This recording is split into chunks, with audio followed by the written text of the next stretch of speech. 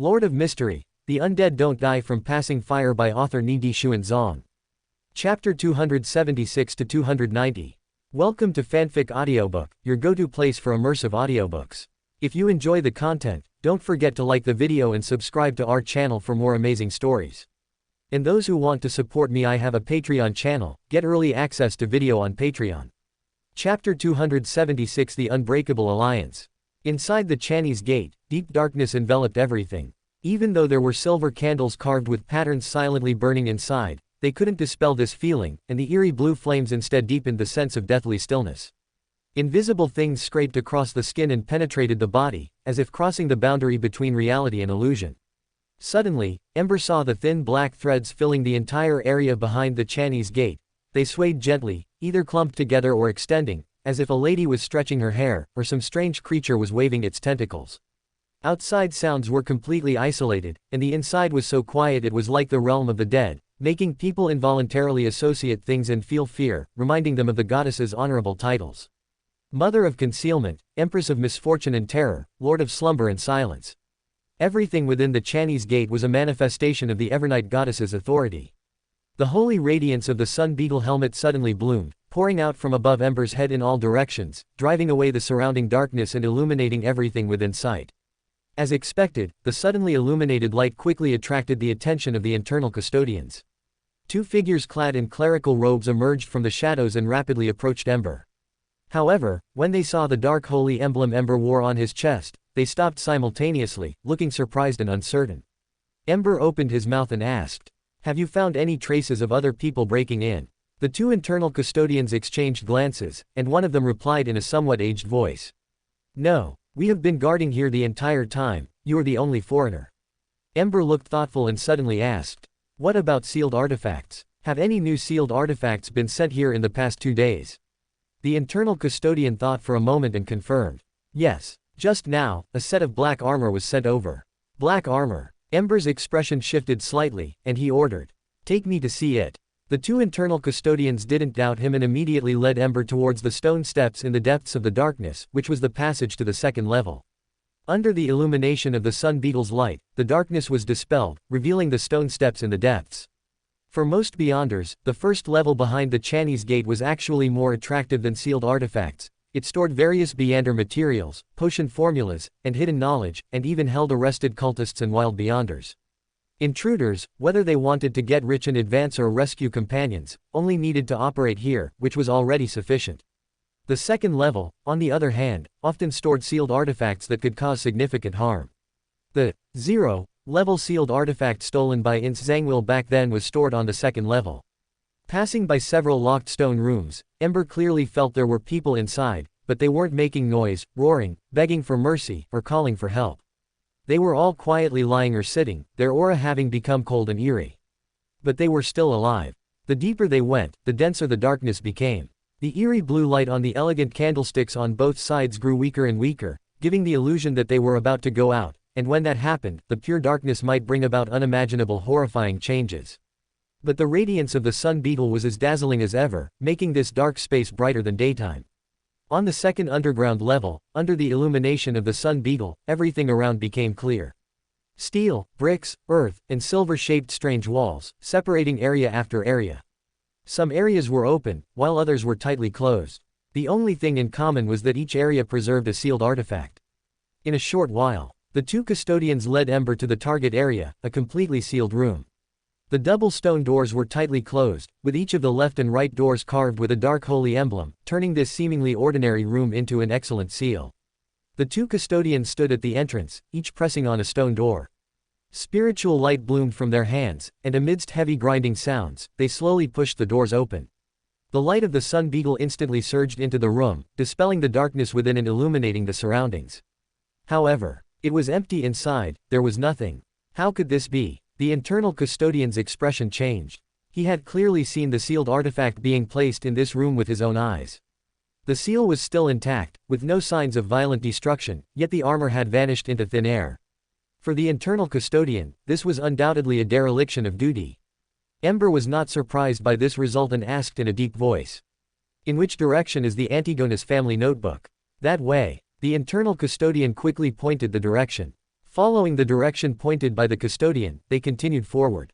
Not long after, Ember saw a room with a stone door half open. The darkness inside was deep, without any light. The radiance of the sun beetle slanted in, and an empty bookshelf made of white bones came into Klein's view. On it lay an ancient notebook with a hard, pitch-black cover. And beside the notebook, a tall, black full-body armor stood. Ember's arrival seemed to attract the other party's attention as well, causing the tall armor to turn and look at Ember. The two sides just looked at each other for 2 seconds, neither moving. Ember suddenly spoke. "Who gave you this set of armor?"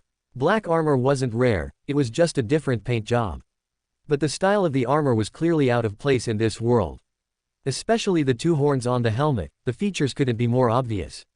Unlike the Silver Knight's horns, which resembled wings, the Black Knight's horns were closer in shape to a devil's. In the past, they served, initial Lord of Cinder, Gwyn. Following the king who transferring fire, they themselves were also burned.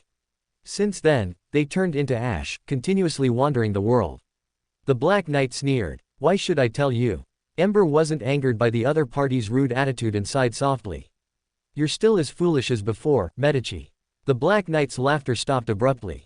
The helmet's obstruction prevented Ember from seeing his expression. But the other party's mood was clearly not pleasant. The Black Knight didn't deny his identity, but his tone was a bit strange. "You can recognize this too. We've only met once in total, right? Moreover, that was over 3,000 years ago. You can even remember that, tisk tisk." Ember retorted. "Don't you remember too? This was my lord's command." The Black Knight said bluntly. "My lord considers you very dangerous and instructed us to firmly remember your face. Did you know each other before?" Before the words finished, another voice suddenly came from within the Black Knight's body. "Did you know each other before?" Another voice came, its tone full of mockery and anger. "Is this the time to focus on these things? You two idiots. Have you forgotten what place this is? You're actually reminiscing with someone here. Medici's brain was sacrificed to the true creator. I'm not surprised by his idiocy at all." "Einhorn, did you sacrifice your brain too?" Einhorn roared. "Shut up, Sauron." Medici snorted coldly and sneered. "You can even fight amongst yourselves. What makes you think you can contend with me?" A voice sneered. "Then why were you captured by Alistair Tudor back then?" "That's because you two idiots were holding me back." Medici curled his lip and sneered repeatedly. Another voice scoffed. "How does it feel to become someone else's prey? Great god of war, the Red Angel, beside the creator." "Not bad." Medici seemed quite pleased with himself. Ember moved his gaze away from the open black lens bracket Sauron Einhorn Medici close black lens bracket above the Black Knight's head and said with a smile. "Your relationship seems quite good." Medici sneered. "Are you blind? I wish I could kill them." Ember waved his hand, signaling the 2 arriving internal custodians to step back, and asked with a smile. "If your relationship isn't good, why share a body?" Medici's expression under the helmet became somewhat contorted. "Do you think I want to?" The other 2 voices were equally mocking. "Do you think we want to? If I didn't have a choice, how could I possibly be squeezed into the same body with these 2 guys?" These 3 were all Sequence 1 of the Red Priest pathway. Sauron and Einhorn each possessed a Sequence 1 Beander characteristic, while Medici possessed a Sequence 1 Beander characteristic in the Red Priest uniqueness. In life, these 3 were absolute mortal enemies. Because there was only one Sequence 0 position. To become Sequence 0, one had to kill the other Sequence 1s. Even if one of them didn't have the ambition to become Sequence 0, they still had to be wary of the other 2. His lack of ambition didn't mean the other 2 didn't have any. This was a complete Dark Forest model, which also led to them being forever unable to coexist peacefully. As the only one possessing the uniqueness, Medici was undoubtedly the strongest among the 3 and had the greatest advantage. However, unfortunately, none of them were able to become Sequence 0 in the end. Instead, they were tricked and captured alive, and all 3 became sacrifices for Blood Emperor Alistair Tudor's advancement to Red Priest. Even after death, they still couldn't find peace. Their residual souls were imprisoned in the underground ruins for over 1,000 years, and were even forcibly kneaded into a ball. The 3 who were once mortal enemies became a single entity, forever inseparable. On the surface, all of this seemed quite reasonable. But Ember didn't believe it. Sequence 8 of the Red Priest pathway is Provoker, Sequence 7 is Pyromaniac, and Sequence 6 is Conspirer. And as Sequence 1s of this pathway, all 3 of them had gone through these stages. Therefore, each and every one of them was a qualified Provoker and Conspirer. Hence, only half of everything they said could be believed. Rounding up, none of it could be believed. The contradiction they displayed now might also be a type of conspiracy. Although the evil spirit before him was dominated by Medici, this didn't mean Einhorn and Sauron couldn't influence the body's decisions. Otherwise, with Medici's personality, he definitely wouldn't even let them speak. And since these two could influence the body, how could they allow Medici to easily take risks?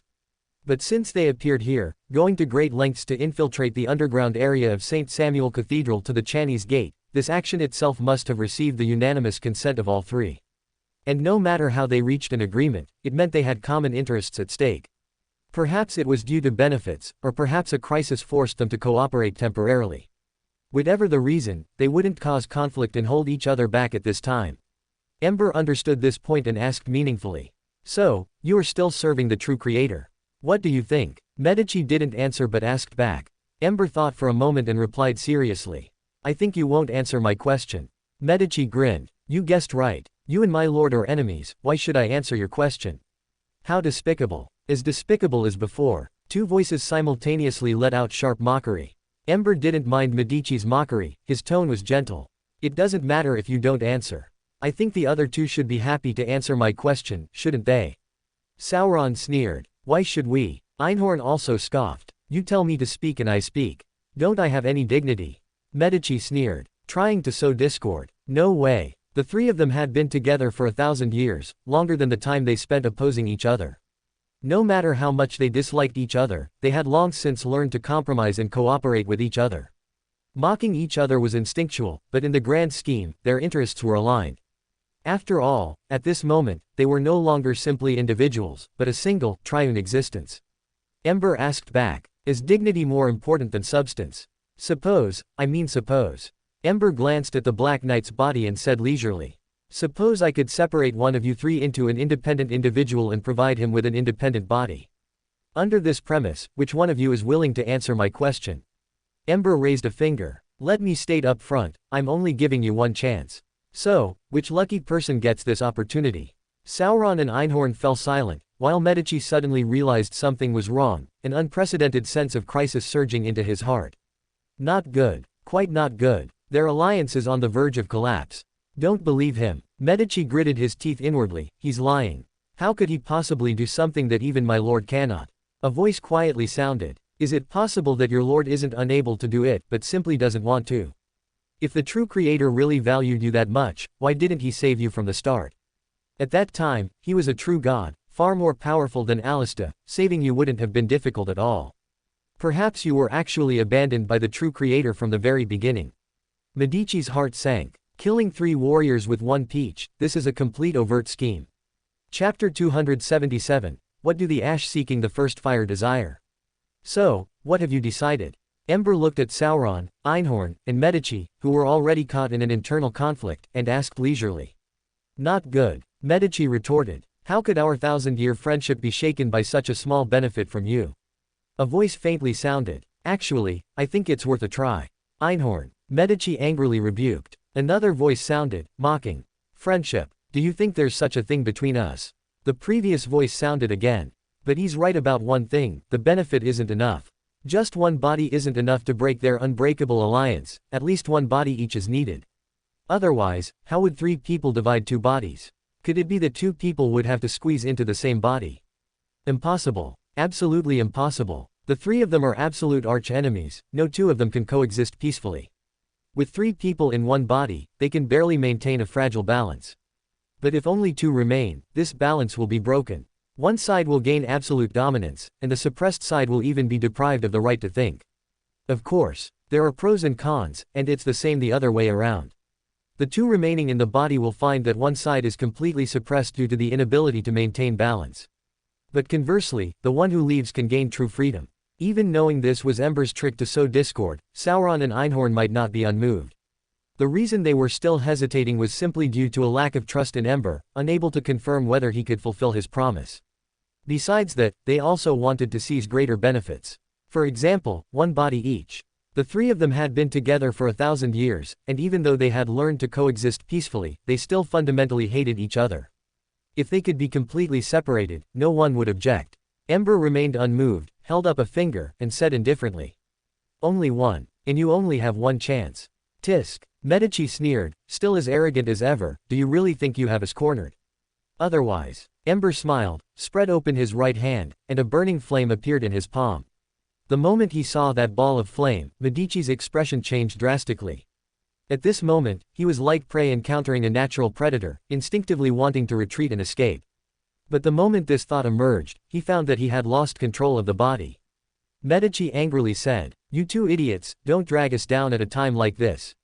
Soren's voice was low. "It's not us. We can't move either." Medici's pupils constricted sharply, as if he finally realized something. And at this moment, Ember, holding the flame, was approaching them step by step. Ember walked up to the tall black knight armor and asked, "Do you know what a black knight is?" "How would I know if you don't tell me?" Even in a dangerous situation, Medici still maintained his stubbornness, his tone mocking. Ember didn't care about his mockery, and calmly narrated. They followed, initial Lord of Cinder, Gwyn to transferring fire, and they themselves were burned. Since then, there has been no Sun King, Gwyn, nor initial Lord of Cinder, Gwyn. What exists in the world is only Lord of Cinder, Gwyn, enslaved by the first fire.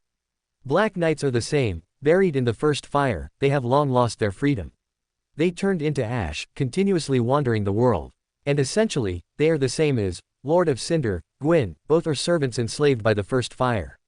So, just like the undead who turn into ash, Black Knights also instinctively crave flames. During Ember's calm narration, the Black Knight slowly extended his palm, carrying a kind of craving and greed that ordinary people could hardly understand, trying to touch the flame in Ember's hand. Medici was so angry that his vision went dark. What kind of ridiculous body was this? Weren't you quite happy when you seized this body back then? Shut up. Quickly think about what to do now. What to do? Just let it be. Can you resist him or find a way to escape? Even though his life was hanging by a thread, Medici's heart was still in a fierce internal struggle. One body housing three consciousnesses, who are also arch-enemies, this kind of quarrel is meaningless but unavoidable. Seeing the Black Knight about to touch the flame, Medici, who had been watching the scene unfold, his eyes almost popping out, hurriedly said, "Stop, stop, can't you separate us? I'll choose first. Separate me first. Medici, I knew you would betray us. If you're going to choose, choose me first. Medici and I are enemies, and Medici and you are enemies. Rounding up, you and I are friends. If you're going to choose, you'd definitely choose a friend first, right? Medici and I have the worst relationship, so aren't I your best friend?" "Shut up," Medici angrily rebuked, "you two idiots. I'm just trying to deceive him, do you really think I would surrender to this guy?" There was a period of silence within the Black Knight, until a voice faintly sounded. "Wouldn't you? How dare you doubt my loyalty to the Lord? Loyalty? What benefits has your loyalty brought you? You dedicated everything to the true Creator, being ordered around like a dog, yet he wouldn't even spare you a bone to chew on as a reward. I really don't know what meaning such loyalty has. Loyalty needs no reward, because loyalty itself is the reward. Hey, you can lie to us, just don't lie to yourself." "Shut up." Veins popped on Medici's forehead, he hated being doubted about his loyalty the most. Ember listened to the trio's quarrel, thoughtful. "It seems you don't want to be separated." Medici immediately changed his tone. "No, I do." Ember chuckled lightly. "Are you sure? The true Creator and I aren't exactly friends." Medici said without hesitation. "But not enemies either. I think my lord and you get along quite well." "Get along well," Ember said with slight surprise. "You've had contact with the Aurora Order." Medici said as a matter of course. "Isn't that very reasonable? I just escaped, and to get in touch with the Lord, of course I have to contact an organization that believes in the Lord." Ember nodded. "Indeed, very reasonable. The Aurora Order is not some ancient secret organization, it's a new organization that only emerged within the last 1 or 200 years. In terms of time span alone, the Aurora Order isn't much older than secret organizations like the Iron and Blood Cross Order, Oravi Island, or Psychology Alchemists. But after all, backed by a sequence zero true God, the Aurora Order's development speed is much faster than most organizations. And Medici died over 1,000 years ago, so it's unlikely he would have any connection with the Aurora Order. Of course, this doesn't mean there were no organizations believing in the true Creator over 1,000 years ago. But at that time, the true Creator didn't have to hide and seek like now. The true Creator at that time, by supporting Black Emperor Solomon in establishing the First Solomon Empire, successfully gained a foothold on the North Continent. At that time, the true Creator was the orthodox belief on the North Continent. To put it bluntly, perhaps the 6 gods at that time were the evil gods. Even during the United Empire era, the true creator could still barely contend with the six gods. It wasn't until the Black Iron Epic that he was completely expelled from the North Continent, only able to eke out an existence in the forsaken land of the gods. In other words, until before the Fifth Epic.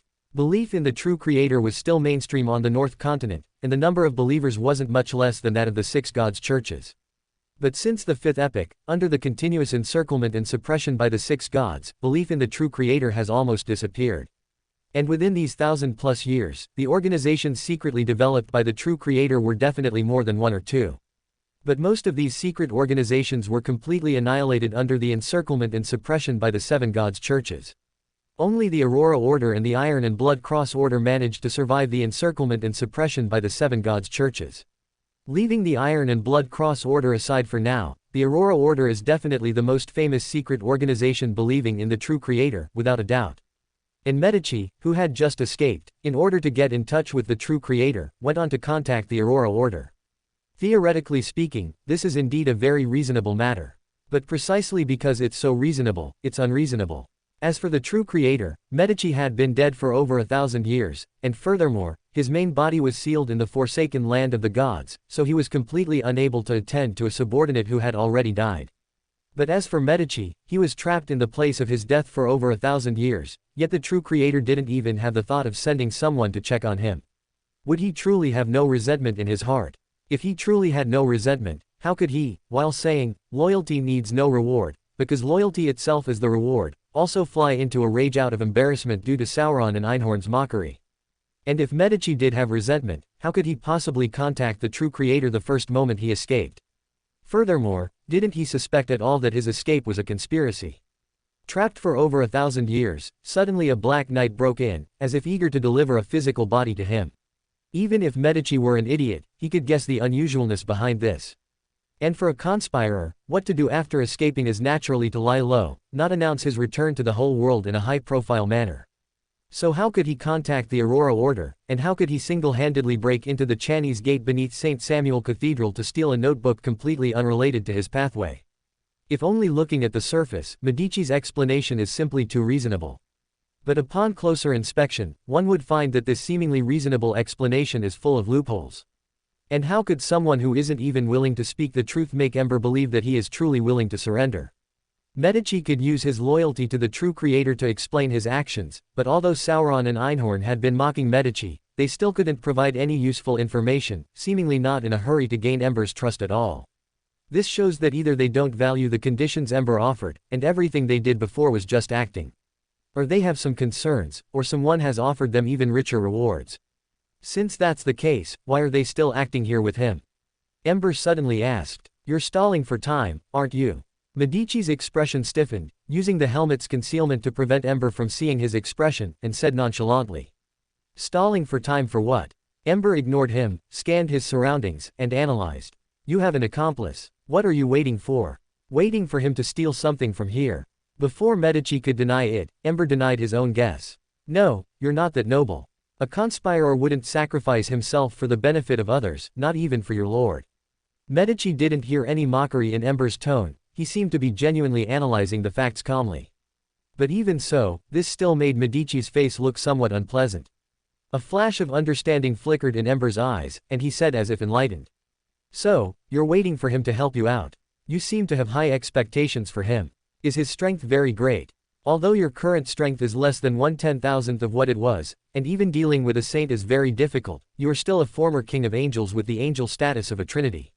For you to have such high expectations for his strength, is it another king of angels who's coming? Medici didn't rush to refute, because that would only expose his true thoughts.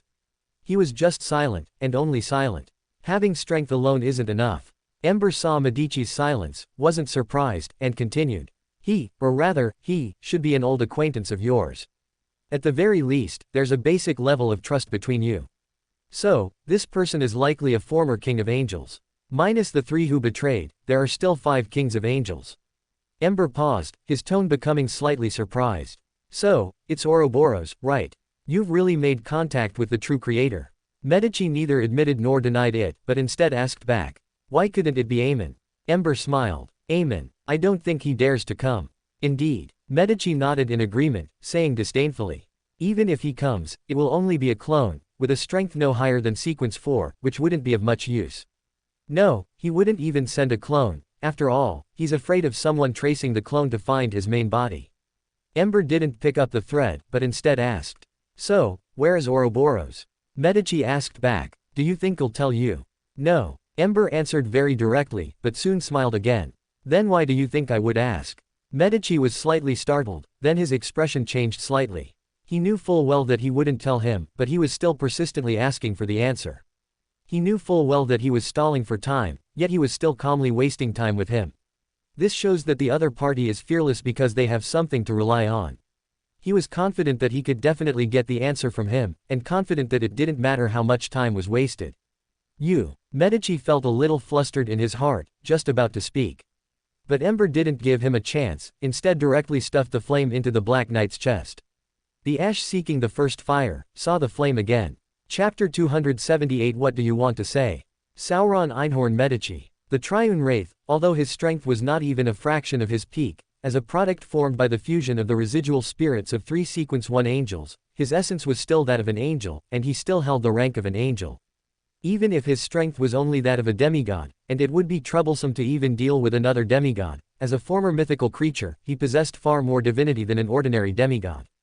The residual divinity still allowed him to easily do things that ordinary demigods could not.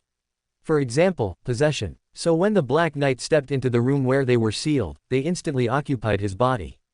This body had neither self-awareness nor the ability to resist their possession, while also possessing physical strength comparable to a dragon, and some Beyonder abilities they had never heard of. Everything about it made Medici overjoyed, because there was no more suitable vessel for them. Although the appearance of the Black Knight was very sudden, as if someone was deliberately luring them to possess him. But having been trapped for thousands of years, Medici couldn't care less. The three of them quickly reached a consensus, successfully occupied this body, and escaped from that ruin, escaping their burial ground. However, although they occupied this body, their understanding of it was minimal. The so-called Black Knight was nothing more than dregs burned to ashes by the first fire. And even when burned to ashes, they still could not escape the fate of being enslaved. They were once noble Silver Knights, brave warriors who participated in the ancient Dragon's War, and heroes who laid the foundation for the divine race's eternal legacy. But no matter how glorious the past, now without self-awareness, they were nothing more than puppets of the first fire. A craving for fire was an instinct etched into every particle of ash in this ruined body. So the moment the Black Knight saw the flames, being a puppet of the first fire, he returned to his master's embrace without hesitation. Even though he had lost control of his body at that moment, even though it was Medici controlling this body at that moment. But the Black Knight was primarily a puppet of the first fire, and only secondarily a vessel possessed by Medici. That is to say, Ember, who was 2 sides of the same coin as the first fire, had a higher priority in controlling this vessel than Medici. The Black Knight was originally the most perfect vessel in Medici's eyes, but now, this once perfect vessel had instead become Medici's new prison. Ember gained control of the body, which indirectly imprisoned the 3 of them within this vessel. And the moment the Black Knight embraced the flames, they, who were imprisoned within this vessel, were also forced to embrace the flames. Merging with the flames meant that Ember indirectly gained control over them. Therefore, Ember could do some things that they could not easily do. For example, viewing their memories.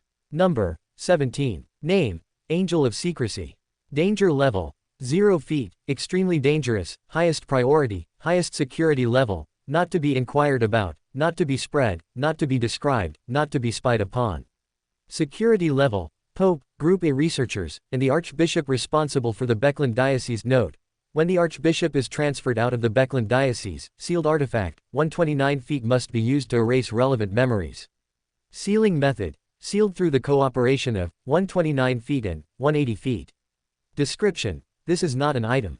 This is a living angel. He has a beautiful appearance, black hair and eyes, suspected to be a young female, actual age cannot be estimated. He does not have the wings described in the scriptures, and from his appearance alone, there is insufficient distinction from ordinary people.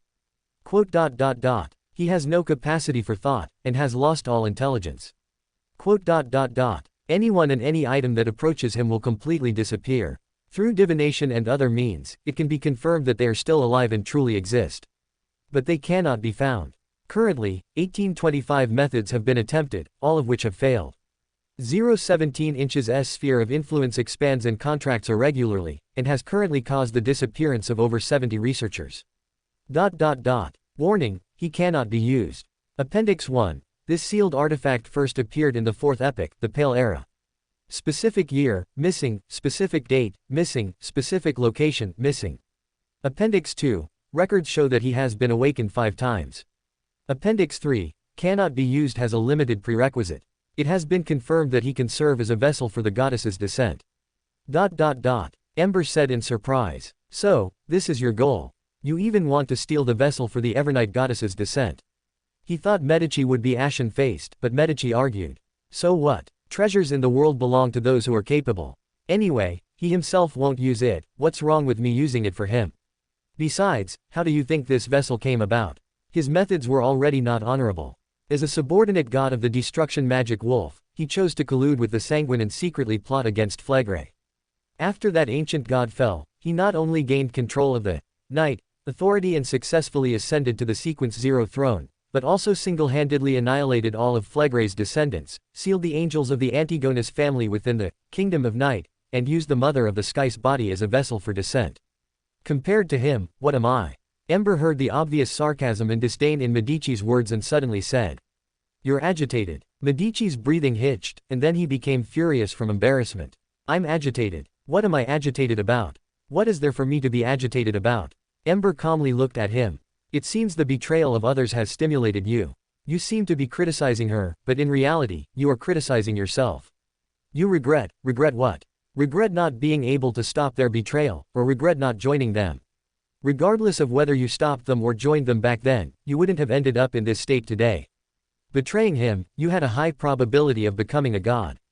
Those 3 were constantly afraid of the true creator's revenge, so they would try everything possible to win over whatever power they could. If you had chosen to betray, they would definitely have tried to help you become a god. And if you could stop them, as a reward, the ancient sun god would also help you become a god. But unfortunately, you failed to do either." Medici's voice was low. "Enough." Ember did not stop, but continued to calmly narrate things that were completely unrelated to him. "You failed to stop their betrayal, and you also failed to join them. You chose loyalty, just like Ouroboros. Both of you chose loyalty. But even in loyalty, there is a fundamental difference between you. He might have been based on the attachment built since childhood, while you were based on guilt. You felt guilty because of what happened back then, so the only thing you could do was offer loyalty to the true creator. Your loyalty is more like atonement." After a pause, Ember suddenly smiled. "This reminds me of the Krieg. Their loyalty was also for atonement. Fight for atonement, die for loyalty. Perhaps you thought the same way back then, wanting to use death to prove your loyalty to the true creator. So you probably never thought about becoming a god, not just because the true creator was afraid of another betrayal and didn't want to see you ascend to godhood. It was also because you yourself didn't want to become a god, you didn't want to be suspected by the true creator. His suspicious gaze would make you hate yourself even more. At the same time, his suspicious gaze would also make you fall into doubt, doubting whether your loyalty was worth it. You started to fearing that the god you became would also betray him like they did. But you didn't die. Instead, you were trapped with your arch-enemy for thousands of years, becoming a triune wraith. You seem to have reconciled. After all, thousands of years of friction are enough for you to learn to coexist peacefully. But at the same time, you are also thinking. You started to think that if you had chosen to become a god back then, things wouldn't have turned out this way." Medici gritted his teeth and roared. "I said enough." Flames engulfed Medici, and Ember spoke slowly. "If you had become a god, the true creator's pressure would have been much less. As a god, you could have completely helped him fight against the 6 gods. You wouldn't have died, he wouldn't have been sealed in the forsaken land of the gods, and the 6 gods wouldn't have become the mainstream belief on the North Continent. You could even have helped Ouroboros become a god, then you would have had 3 true gods. With the true creator's powerful strength, combined with the allies you could have rallied, not only could you have fought against the 6 gods, you might even have had a chance to kill those 3 betrayers. In that case, the true creator would have had a chance to become the ancient sun god again, and everything would have returned to normal. Such an outcome is beautiful, but the beautiful imagination also makes the cruel reality even harder to accept. You failed to become a god, and the true creator failed to defeat the 6 gods. So you deny the beautiful imagination in your mind, imagining that none of this would be so beautiful. You start to think of everything in the worst possible direction. For example, even if you became a god and possessed great strength, even if you could fight against the 6 gods with the true creator. But you wouldn't do that. You would choose to betray him because of your past experiences, putting the true creator under even greater pressure. Compared to such a terrible future, the current bleak outcome is not unacceptable. You start to believe that not becoming a god is the best outcome, or rather, you are forcing yourself to believe that the current situation is the best outcome. Even if you were made into a potion, even if you were forced to be locked up with your arch-enemy for thousands of years. But at least you are still loyal, you maintained your loyalty through death, and you completed your redemption through death. Then, you were freed.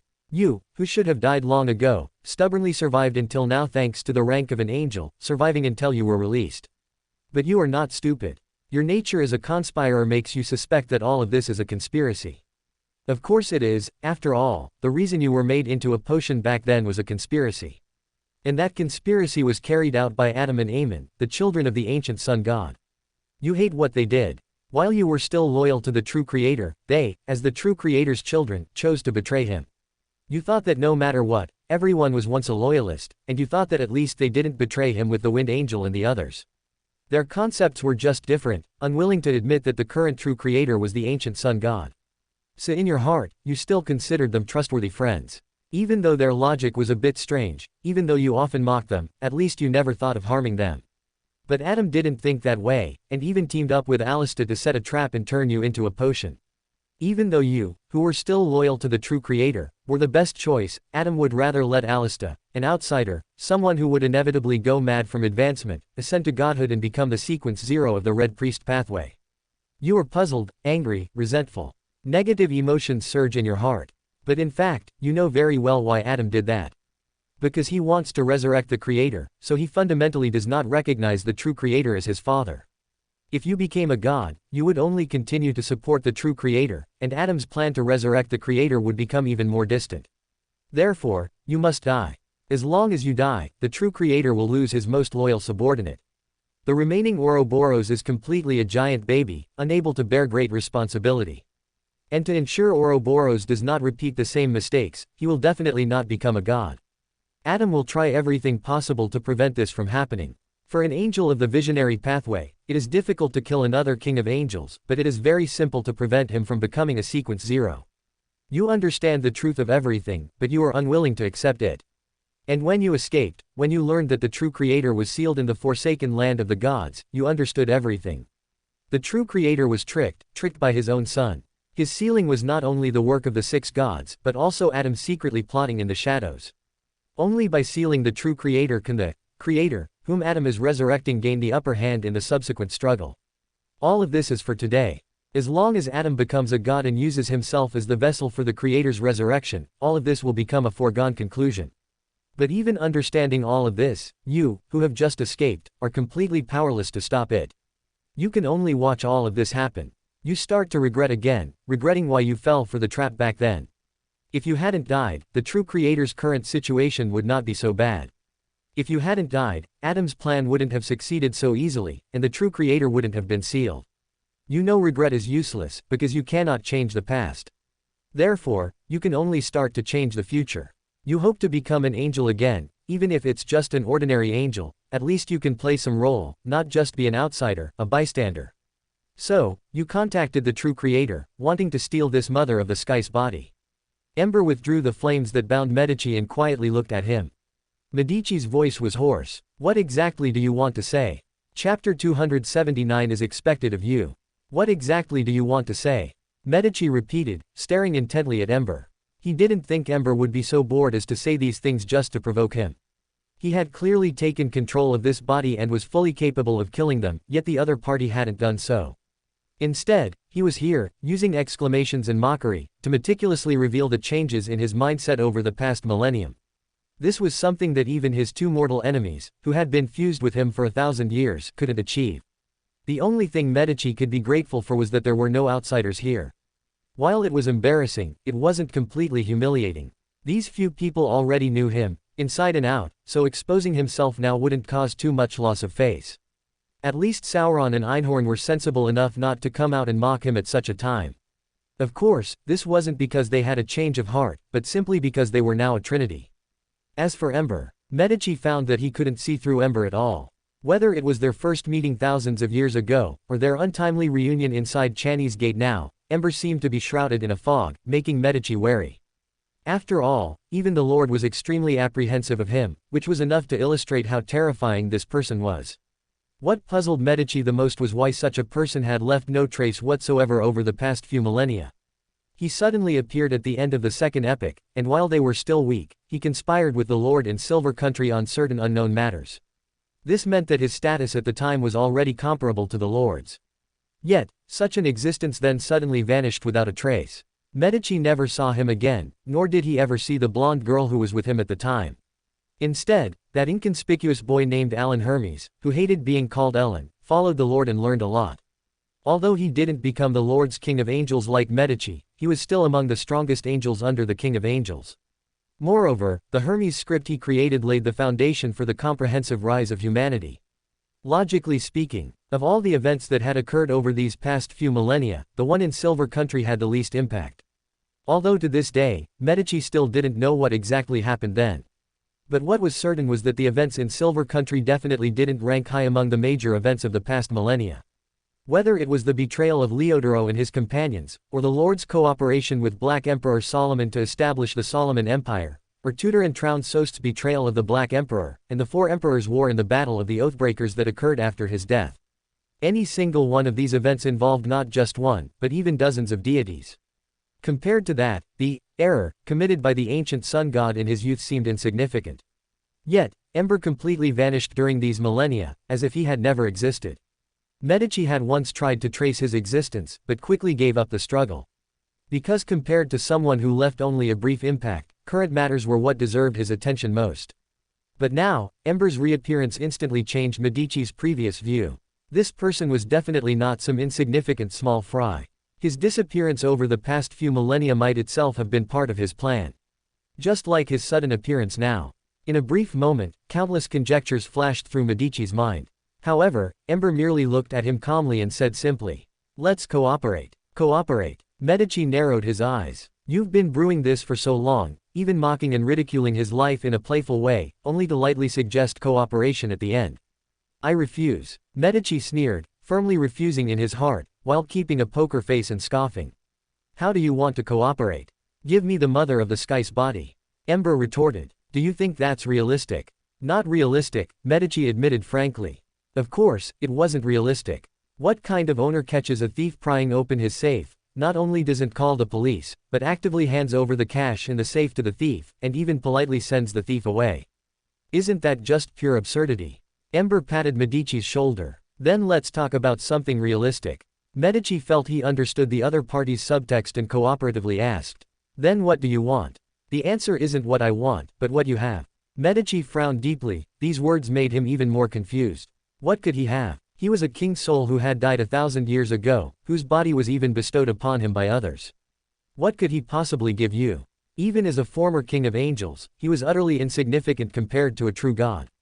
What Medici was most proud of was nothing more than his loyalty. Did the other party want him to pledge allegiance? This was impossible. Moreover, even if he did offer his loyalty, the other party might not accept it. Medici was certain that if he truly broke his longsword and knelt on one knee like an ancient knight, shouting, "I will be loyal to you," the other party would definitely not accept it, but would instead mock him again. As a former conspirer, Medici always assumed the worst of others. In summary, Medici quickly arrived at the answer. The other party was not asking about him, but about the true creator behind him. Medici was silent for a long time before speaking. I cannot make any promises on behalf of the Lord. That's fine. Ember seemed to have expected this and smiled, saying, I never intended for you to make the decision. You just need to go back and relay a message to the true creator for me. Relay what? Medici pressed, not wanting to die without understanding. Ember said unhurriedly. Just say that I want to meet him. He paused, then Ember continued. A personal meeting shows more sincerity. Sincerity. Medici's eye twitched, and he cautiously said, I can pray to the Lord on your behalf. It can still serve as communication, with only a few seconds of delay at most. You should know my loyalty to the Lord, such communication can also be foolproof. Although he didn't know why the other party, as the Evernight goddess's top henchman, wanted to communicate with the Lord, Medici instinctively suspected that the other party had malicious intentions, and meeting the Lord might be to assassinate him. So he added, The Lord is sealed in the forsaken land of the gods, you know this, he cannot appear on the North Continent. Ember was not surprised by this and calmly said, "It's all right, to show my sincerity, I will personally go find him." Medici fell silent. He felt that the Lord probably wouldn't want to accept this kind sincerity. After a long pause, Medici slowly spoke. "I will relay it." As soon as he finished speaking, Medici felt that he had regained control of his body, and the sluggish feeling of being solidified vanished without a trace. Medici cautiously asked, "Can I leave?" "Please do." Ember made a gesturing motion, indicating he could do whatever he wanted. Medici suppressed the suicidal urge to grab the black notebook, turned, and prepared to leave. He left the room where Antigonus's family notebook was kept, past the vigilant gaze of the internal guardians, and exited the second basement level without any obstruction. He continued until he returned to the first basement level, to the location of Channy's gate. Just as he was about to leave, a figure suddenly appeared before him. A figure wearing a hood and an ancient robe stood there. Her face was beautiful but expressionless, her dark eyes deep but lacking spirituality.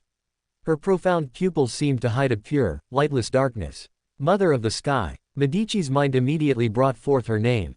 That was the Mother of the Sky, the daughter of the ancient god Phlegre, the only surviving descendant of the destruction magic wolf, and his purpose for coming here.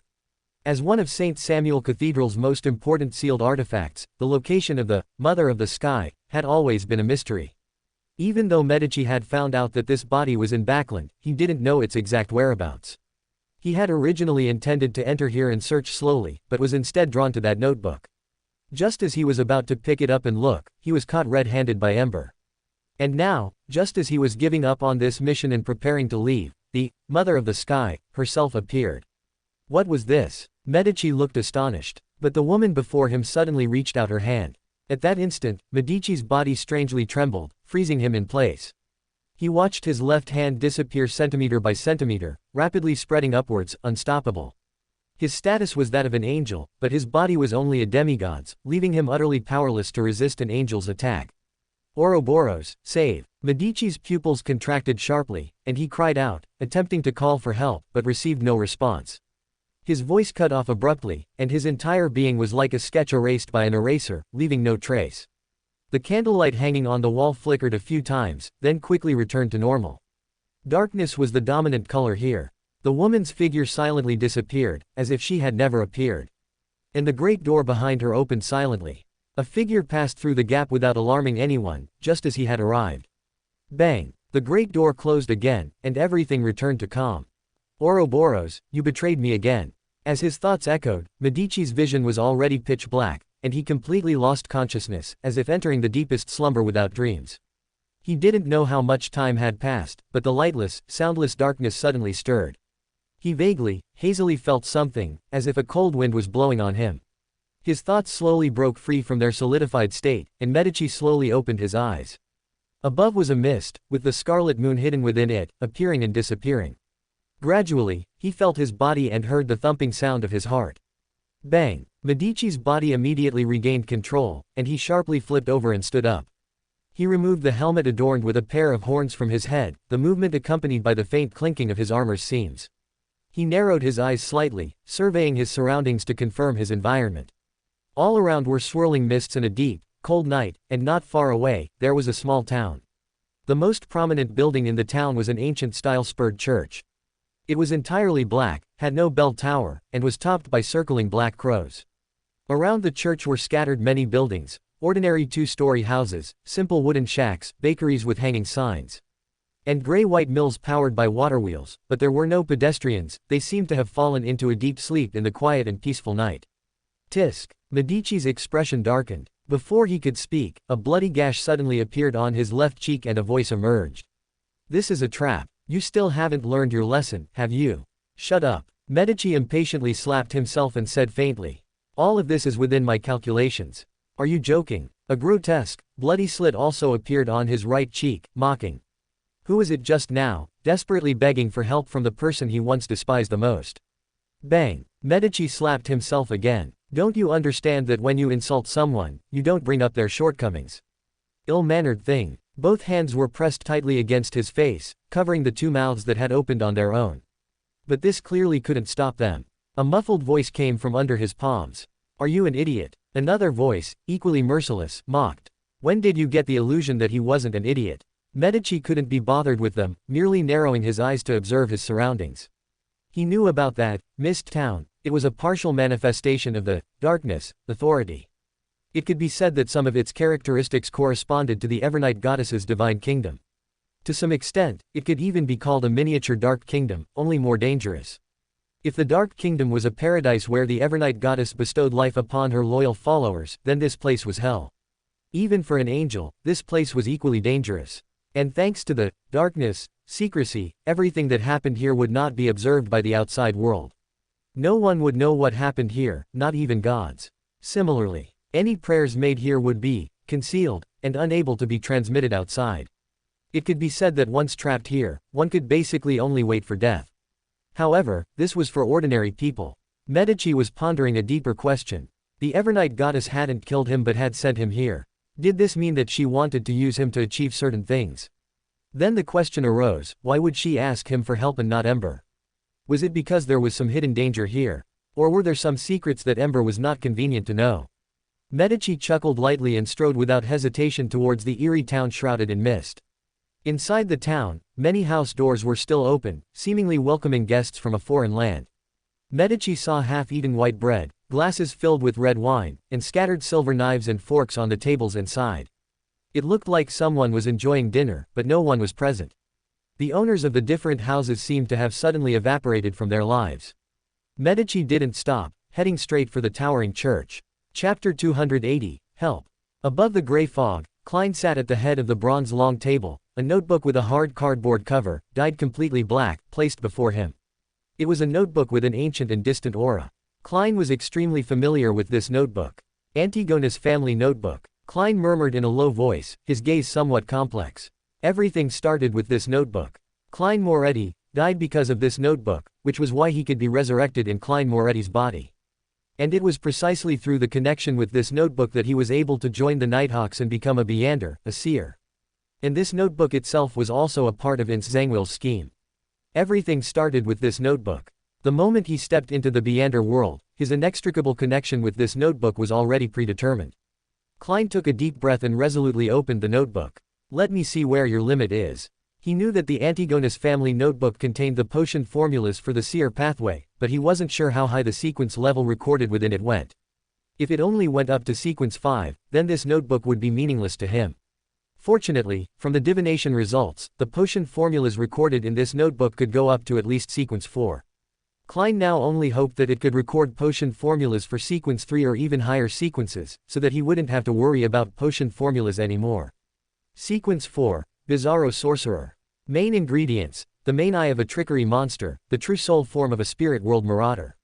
Supplementary ingredients: 200 milliliters of trickery monster blood, 30 grams of spirit world marauder dust, 10 grams of red birch bark, a section of golden grapevine, a fingertip-sized homemade rubber mask.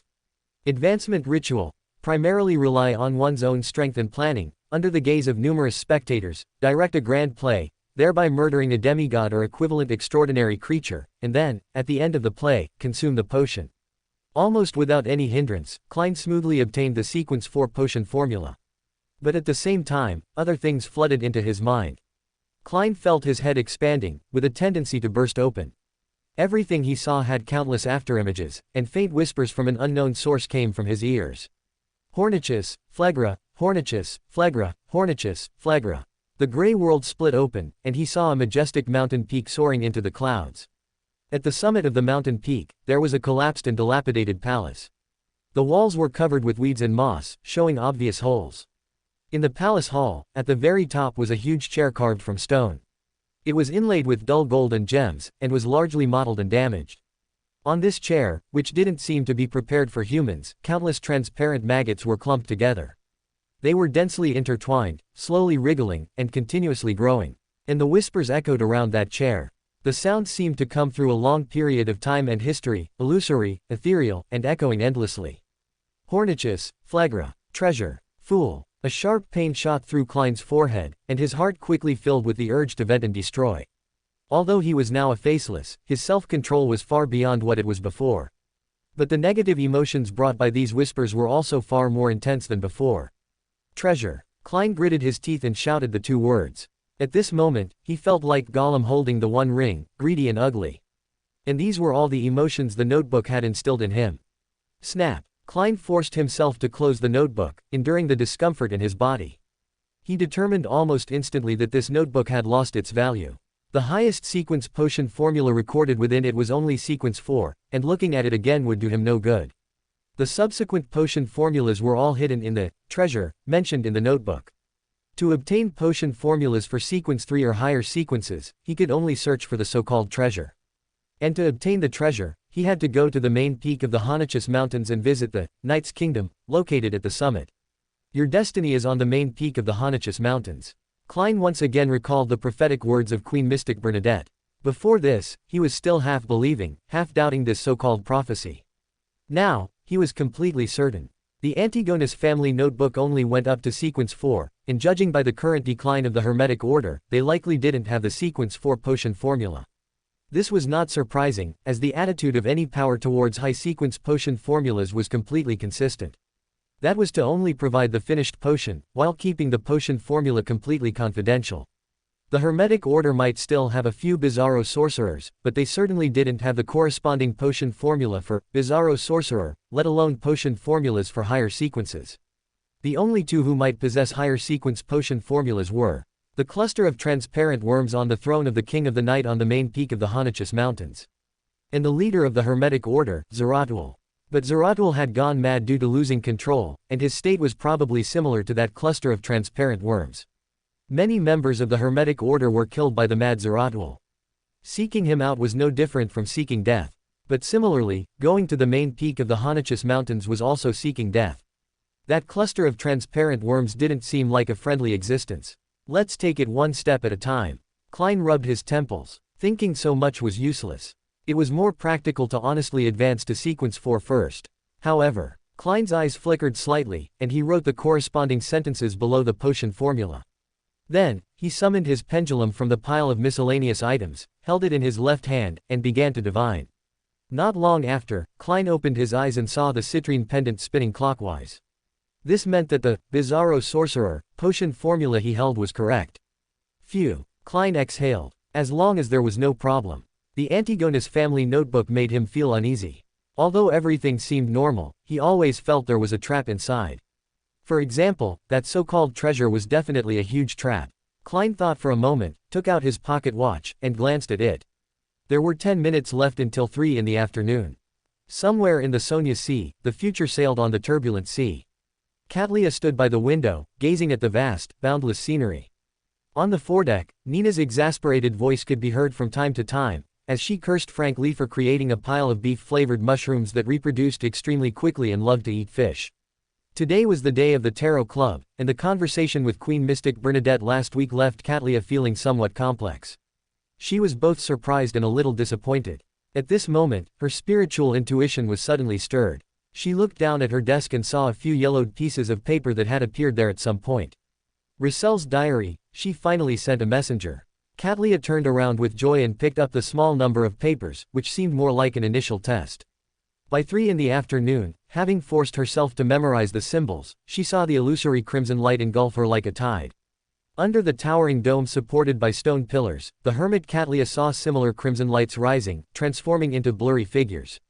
She didn't look closely and found that the familiar glasses had naturally appeared on her nose, seemingly a perfect replica of her state in the outside world. Then, out of the corner of her eye, she saw Miss Justice elegantly stand up and greet the head of the bronze long table in a cheerful tone. "Good afternoon, Mr. Fool." Klein seemed to be infected and nodded with a smile, as a response. After Miss Justice's greeting ended, the hermit Katlia looked towards the head of the bronze long table and said, "Respected Mr. Fool, I have collected 5 pages of Rissel's diary. Here it comes." Klein's heart stirred, and he spoke calmly and naturally. "Very good. You can think of a request." "Yes, Mr. Fool." Katlia replied impeccably, then requested to materialize the contents of the diary. Seeing her behavior, and then thinking about how she was in her dreams, Klein felt quite relieved, like a homeroom teacher who had successfully made a student obedient and sensible. Klein didn't wait too long, and the 3 pages of the diary were materialized and came into his hands. February 9th, today is Bonneva's birthday. He is already a healthy, strong, honest, and kind young man. He is so pious and has gained the church's attention. Quote. Lovely angel, hee, truly a lovely angel. Is this your precaution against me? Is this your way of trying to control me? No, you probably can't understand the pride in my heart. In my opinion, what if they are gods? I can replace them. If Emperor Brother can be omnious, why can't I be the Lord of Steam? Quote. Looking at the diary submitted by the hermit, Klein secretly thought, as expected. He had previously wondered why there were no records of Rosal the Great after he became a demigod in his diary. This could not possibly be because Rosal failed to become a demigod. At that time, he was already the consul of the Indus Republic, and later he forcibly transformed the republic into an empire, becoming the emperor himself. To achieve all this, it would be impossible without absolute strength. At that time, Rosal the Great was at least an angel. So why were there no diary entries about this part? Excluding the possibility that Rosal the Great didn't write a diary, the only option left was that someone had hidden the diary. And the person who hid these diaries now also had an answer, Bernadette. She collected these diaries but couldn't understand the writing in which they were written, nor could she comprehend their meaning. In addition, he also read the suppression and indignation of Rosal the Great between the lines of the first two diary entries, and with the reading comprehension skills he had honed in his previous life, he discerned some information hidden beneath the surface. After becoming an angel, the emperor seemed to be restrained and guarded against by the steam church. That god of steam and machinery exerted some influence on his youngest son, Bonneva, making him the most pious believer, the kind who could enter the land of perfection and become an angel in the future. However, this not only failed to make Rosal the Great yield and be apprehensive, but instead ignited his spirit of resistance, wanting to replace him. For this, the emperor, who was already an angel of the Paragon pathway at the time, chose to switch to the mystery prior pathway. This was because he judged that the hidden sage was a product of the activation of the mystery prior pathway's uniqueness, meaning that the sequence 0 of this pathway was still vacant. But judging from the record in the third diary entry, the emperor encountered an even greater change. The third page of the diary had no date, and the spacing between words was very large. Since it was the original, it was also clear that the weight of the pen strokes was unusually heavy. Klein's gaze swept over it, and the content on the yellowed paper was imprinted in his mind. No. Impossible. How could this happen? If my guess is correct, I shouldn't have been the only one who had such an experience back then. No. How could this happen? What I see tells me that everything will be destroyed, and everything I have created will be the same. No, I do not accept such an ending. I must strive to save myself, and no longer place my hopes on the seven gods. Only by ascending to the throne of Sequence 0 can I and those I value be preserved. Should I try to pull Mr. Door back to the real world? No. Although he claims to be only Sequence 1, I believe he is by no means an ordinary Sequence 1. It is highly likely to bring me unexpected disaster.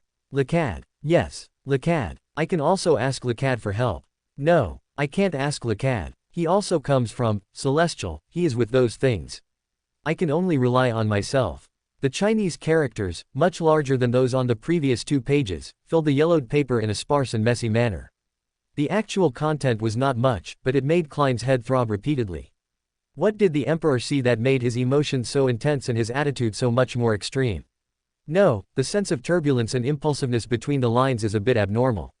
It doesn't fit the image of someone who has been in a high position for a long time, nor does it fit the status of an angel. The emperor at that time was likely already the Sequence 1 foot knowledge emperor. What could make a Sequence 1 angel so out of control? Even in his last days, when the emperor said, "After I die, let the floods come," he didn't lose control or get so agitated. Who influenced him? Or was he polluted or corroded by something? This pollution comes from Celestial, so he doesn't trust Mr. Door, nor does he trust Lacad. Because one is in Celestial, and one comes from Celestial. But the emperor instinctively thought of them, which shows that before this, they were trustworthy in the emperor's heart. At least when the emperor ruled Intis, they provided him with great help. Correspondingly, the emperor didn't even mention the steam church and Zeratul, which also indirectly proved that they were not trustworthy. But although Mr. Door and Lacad are trustworthy, they are both related to Celestial. And this slight connection was enough for the emperor to give up on seeking help from these two beings he had once trusted implicitly. That's why the emperor was so desperate, so hysterical. What is in Celestial? What did he see? Countless questions swirled in Klein's mind, but he finally forced himself to suppress his doubts and looked at the 4th page of the diary. Like the third page, the fourth page of the diary was also incredibly short, with no date. Only this time, the handwriting was no longer as heavy as before. God of knowledge and wisdom, I never expected it would be him. He is willing to cooperate with me, at least to provide whatever help he can. This might be the only thing worth celebrating, although this help seems somewhat better than nothing. But no matter what, it's better than having nothing, right? Chapter 281, I'll teach you how to be a man under my crotch. Plot. What plot? Klein was slightly surprised. He quickly went through the diaries he had seen in his mind and sorted out the relevant clues. In his later years, the Emperor personally went celestial out of curiosity. As a result, he unexpectedly fell into despair due to what he saw celestial. He stubbornly believed that everything would eventually be destroyed, and everything he did was meaningless. What he saw was related celestial. An unknown existence from celestial would destroy the entire world. Therefore, he no longer trusted any existence related celestial, whether it was Mr. Door or Lacad. At the same time, he also did not trust the seven gods, but this distrust was different from that towards Mr. Door. Towards Mr. Door and Lacad, who were related celestial, the Emperor held no hope. As for the seven gods, the Emperor felt that he could not place high hopes on them. In other words, the Emperor believed that the seven gods were on his side in this matter, but their ability was insufficient to resolve the impending world-destroying crisis he had seen. As for the fourth page of the diary, it indicated that the Emperor and the God of knowledge and wisdom had reached a cooperation, and the other party was willing to provide some help within their power to the Emperor. Since there was no date, Klein could not determine whether this happened before or after the Emperor went celestial. If it was before, the importance of this plot would be greatly reduced. If it was after, it meant that the Emperor had not given up hope and was still struggling to survive. But his idea must have been very crazy, otherwise, only the God of knowledge and wisdom would have agreed to cooperate with him. This was not strange. Rosal the Great at that time had already been polluted, and madness was inevitable. Furthermore, the God of knowledge and wisdom and the eternal blazing sun sect, which was believed in by the Indus Republic, were mortal enemies. Rosal the Great, as the head of the Indus Republic, ended up cooperating with the enemy of the eternal blazing sun. If this got out, where would the eternal blazing sun put its face? Klein thought for a moment and turned to the fifth page. I have done everything I should do, but I don't know if all this will succeed. Perhaps we will be saved, or perhaps we are just drinking poison to quench our thirst. But no matter what, at least I tried. Now, I should make the final attempt, before I go completely mad. Ideas flashed through his mind. Klein didn't waste time, making those pages of the diary disappear. He smiled and looked at the hermit Katlia, saying, "Have you thought about your request?" Katlia bowed as if she was already prepared and said, "I want to know why Rosal the Great went mad in his later years." The fool Klein had expected this and chuckled softly. "As I said, I am not omniscient, nor am I omnipotent. I also want to know what Rosal encountered in his later years, but what is certain at the moment is that due to the stimulation or influence of some unknown reason, Rosal was polluted. In order to get rid of this pollution, he set his sights on Sequence 0. Klein did not reveal information related celestial. Firstly, he was not clear about many details. Secondly, Katlia did not ask, and as the fool, he naturally would not take the initiative to explain it to her. Klein said no more, leaned back against the chair, and looked around, saying, "You can begin." After speaking, he manipulated Mr. World to look at Son, Derek and said in a low voice with a smile, "You have the notary potion formula you wanted. Thank you, Mr. World. As agreed, I will remember this debt and wait for you to make your request." Son, Derek said sincerely. He made Mr. World Gehrman Sparrow nod and asked, "Do you have trickery monsters there?" Mr. World paused and added, "Perhaps you call it by another name. In short, it is good at disguise, has strange abilities, is close to the demigod level, and has a main eye where characteristics gather." He deliberately pointed out that it was close to the demigod level, not to show off, but to remind Little Son that this was a very dangerous monster.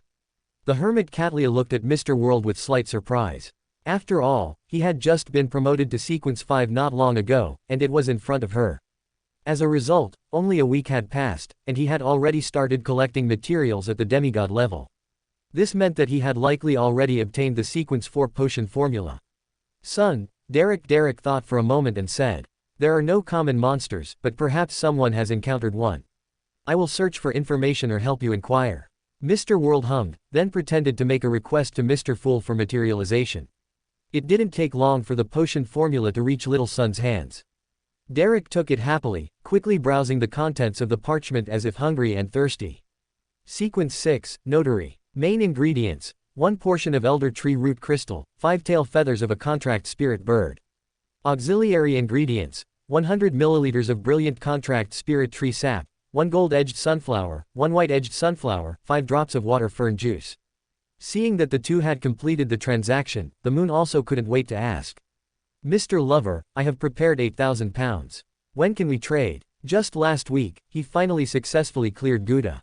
And as the first sanguine to clear Gouda, he successfully applied to Duke Olmer for a reward of 10,000 gold pounds. Although he really wanted to use this money to buy dolls, he still managed to restrain the urge to spend and only used 2,000 pounds of it. The remaining 8,000 pounds were saved until now, just for this moment. Ember was not surprised and said, "Anytime. After this meeting ends, I will sacrifice to Mr. Fool." Okay. The Moon Emlyn immediately breathed a sigh of relief. It was not in vain that he had been thinking about how to beat Gouda even while eating last week. "My request is the same as last time," the hermit Catlia said after deliberation. "I need a drop of pure mythical creature blood, which is angel's blood, but it cannot be from the mystery prior pathway." Justice Audrey was a little strange and thought to herself, "It cannot be from the mystery prior pathway. Are there any restrictions?" No wonder Queen Mystic didn't provide her own blood to her. After all, she is also from the mystery prior pathway. "I have some clues, but I'm not sure if I can get it, and I have to wait at least 3 months." Klein manipulated Mr. World to give a response. The other members of the Tarot Club fell silent. It was not strange that Lover could do this, but they didn't expect that even Mr. World had clues. To obtain angel's blood, the prerequisite is at least to know an angel. And the relationship with this angel must be very close, otherwise why would the other party give you blood for no reason? The Moon Emlyn hesitated and asked, "I can also try. If I can still maintain a leading position in the subsequent dream exploration, I can apply for a new reward from Duke Olmer." Duke Olmer was also an angel, and it was not entirely impossible to obtain a drop of his blood. Justice Audrey thought for a moment and also stated, "I can help you ask, but I don't guarantee a result." Karula was also an angel, but the other party might not be willing to provide help. After all, for an angel, the Hermit Miss obviously did not have enough reward to impress the other party. The Hanged Man became more and more silent. He had no say in this matter at all. But he suddenly realized that things were different now. The Tarot Club was no longer as it used to be. Mr. Fool was gradually recovering, and the strength of the Tarot Club was also constantly increasing. In the beginning, the Tarot Club had only 2 members. One was him, who was only sequence 8 at the time, and the other was Miss Justice, who was not even a Beander at the time. And now, the members of the Tarot Club are basically at sequence 6, and many of them have even embarked on the path of becoming a demigod. The Hermit, Justice, and Mr. World, all 3 of them are already Beyonders at sequence 5. The Moon has already reached a deal with Lover. Having defeated Gouda, he doesn't have to worry about digesting the potion. Perhaps he will become a Beander at sequence 5 tonight. As for the remaining 3, Sun, Magician, and Judgment, the 2 ladies are backed by major forces, and promotion is just a matter of time for them. The Hanged Man looked around, but sadly found that the only one he could seem to surpass was Sun. This made a strong sense of unwillingness surge in his heart. No, absolutely not. The Hanged Man Alger was silent for a few seconds, took a deep breath, and turned to look at the top of the bronze long table. "Respected Mr. Fool, I request a private conversation with Mr. World and Lover." Klein was a little surprised, and then shielded the senses of the others. Alger waited for 2 seconds, looked at Ember and asked, "Mr. Lover, are you free to explore that island recently?" "No." A hint of understanding flashed in Ember's eyes, and he said proactively, "If you plan to go to that island to explore in the near future, you can ask others for help." The Hanged Man was relieved when he heard this, and looked back at Mr. World Gehrman Sparrow, saying, "I have a coordinate of a pristine island that is not known to others. Not only does it have many Beander creatures that have become extinct on the North Continent and South Continent, but it also hides an ancient ruin of unknown age. This island was discovered by me and Kilangos. At that time, we did not have the ability to explore deeply, but he found some traces and suspected that there was something very precious and important hidden in the ruins, believing that its value would not be less than one of the decks of cards made by Rosal the Great. My strength is not as good as Kilangos, and I haven't explored as deeply as him. I don't know what he saw, and I can only guess the situation from some things he said unintentionally. But what is certain is that there are traces of demigod-level Beander creatures there. I previously conducted a simple exploration of the island with Mr. Lover, and I plan to conduct another exploration recently. You should still be at sea now, so I want to invite you to explore together. The reward is the coordinate of this island and the Beander materials obtained during the exploration. A pristine island. The value of such an island is indeed not small. For a secret organization, this is the foundation for the growth of its members. Klein manipulated Mr. World to assume a pensive posture, trying to obtain more information from the Hanged Man. Ember once drifted in the Sonia Sea and had contact with the Hanged Man. Perhaps it was that time that the two explored the island. At that time, the Hanged Man should have also used similar words, using the island's coordinate to invite Ember for help. And now, he also wants to use the coordinate of this island to invite himself. Well, is this considered killing two birds with one stone? However, this is actually very normal. After all, things like island coordinates can be sold multiple times. What's more, the Hanged Man also specifically brought in Ember, and even asked for his attitude in advance, obviously having some concerns. As for the island itself, the demigod-level Beander creatures on it are indeed of considerable value to Klein. He had just obtained the Bizarro Sorcerer Potion formula and needed the main eye of the Trickery Monster and the true soul of the Spirit World Marauders. Both of these creatures are close to the demigod level, and they are rare in existence, with few people even having heard of them. Even though Klein is well read, he has only seen fragmented records of the former in an ancient notebook. As for the latter, he has also never heard of it. But since it contains the word, Spirit World, it is likely a Spirit World creature. He has already asked Little Sun for help with the former, and he can also ask Mr. Isaac for help with the latter, as Mr. Isaac is an expert in the Spirit World. But even so, it does not mean that Klein can just sit back and enjoy the results. What if Little Sun has no clues, or if Mr. Isaac cannot provide help? So Klein still has to find a way himself. Anyway, he's free, so why not go to that island and try his luck? What's more, isn't there a ruin on the island? Perhaps he can explore it along the way. No problem. Mr. World said in a hoarse voice, I'm in Byam now. When do you need to explore? Byam. The Hanged Man Alger was slightly stunned and quickly said, I'm also in Byam. We can depart anytime. My suggestion is the sooner the better. Okay. Mr. World nodded slightly and said no more. And the fool also removed the shielding from the others, and this transaction was considered concluded. The remaining details can be discussed in detail when they meet. Everyone. Justice Audrey raised her hand and asked, does anyone know how to deal with Bordeaux of the Cold Valley? Klein was slightly surprised. He had already reached the Ice Dog. Miss Justice is progressing quite quickly. But that's right. After all, Miss Justice is at least sequence 5, so her progress shouldn't be slower than the moon. Klein raised an eyebrow, ready to tell Miss Justice without hesitation. Dealing with the Ice Dog is very simple, just be a man under its crotch. In the game, the only trick to beating the Ice Dog is to be a man under its crotch. Don't tell me the Ice Dog is weak against dark.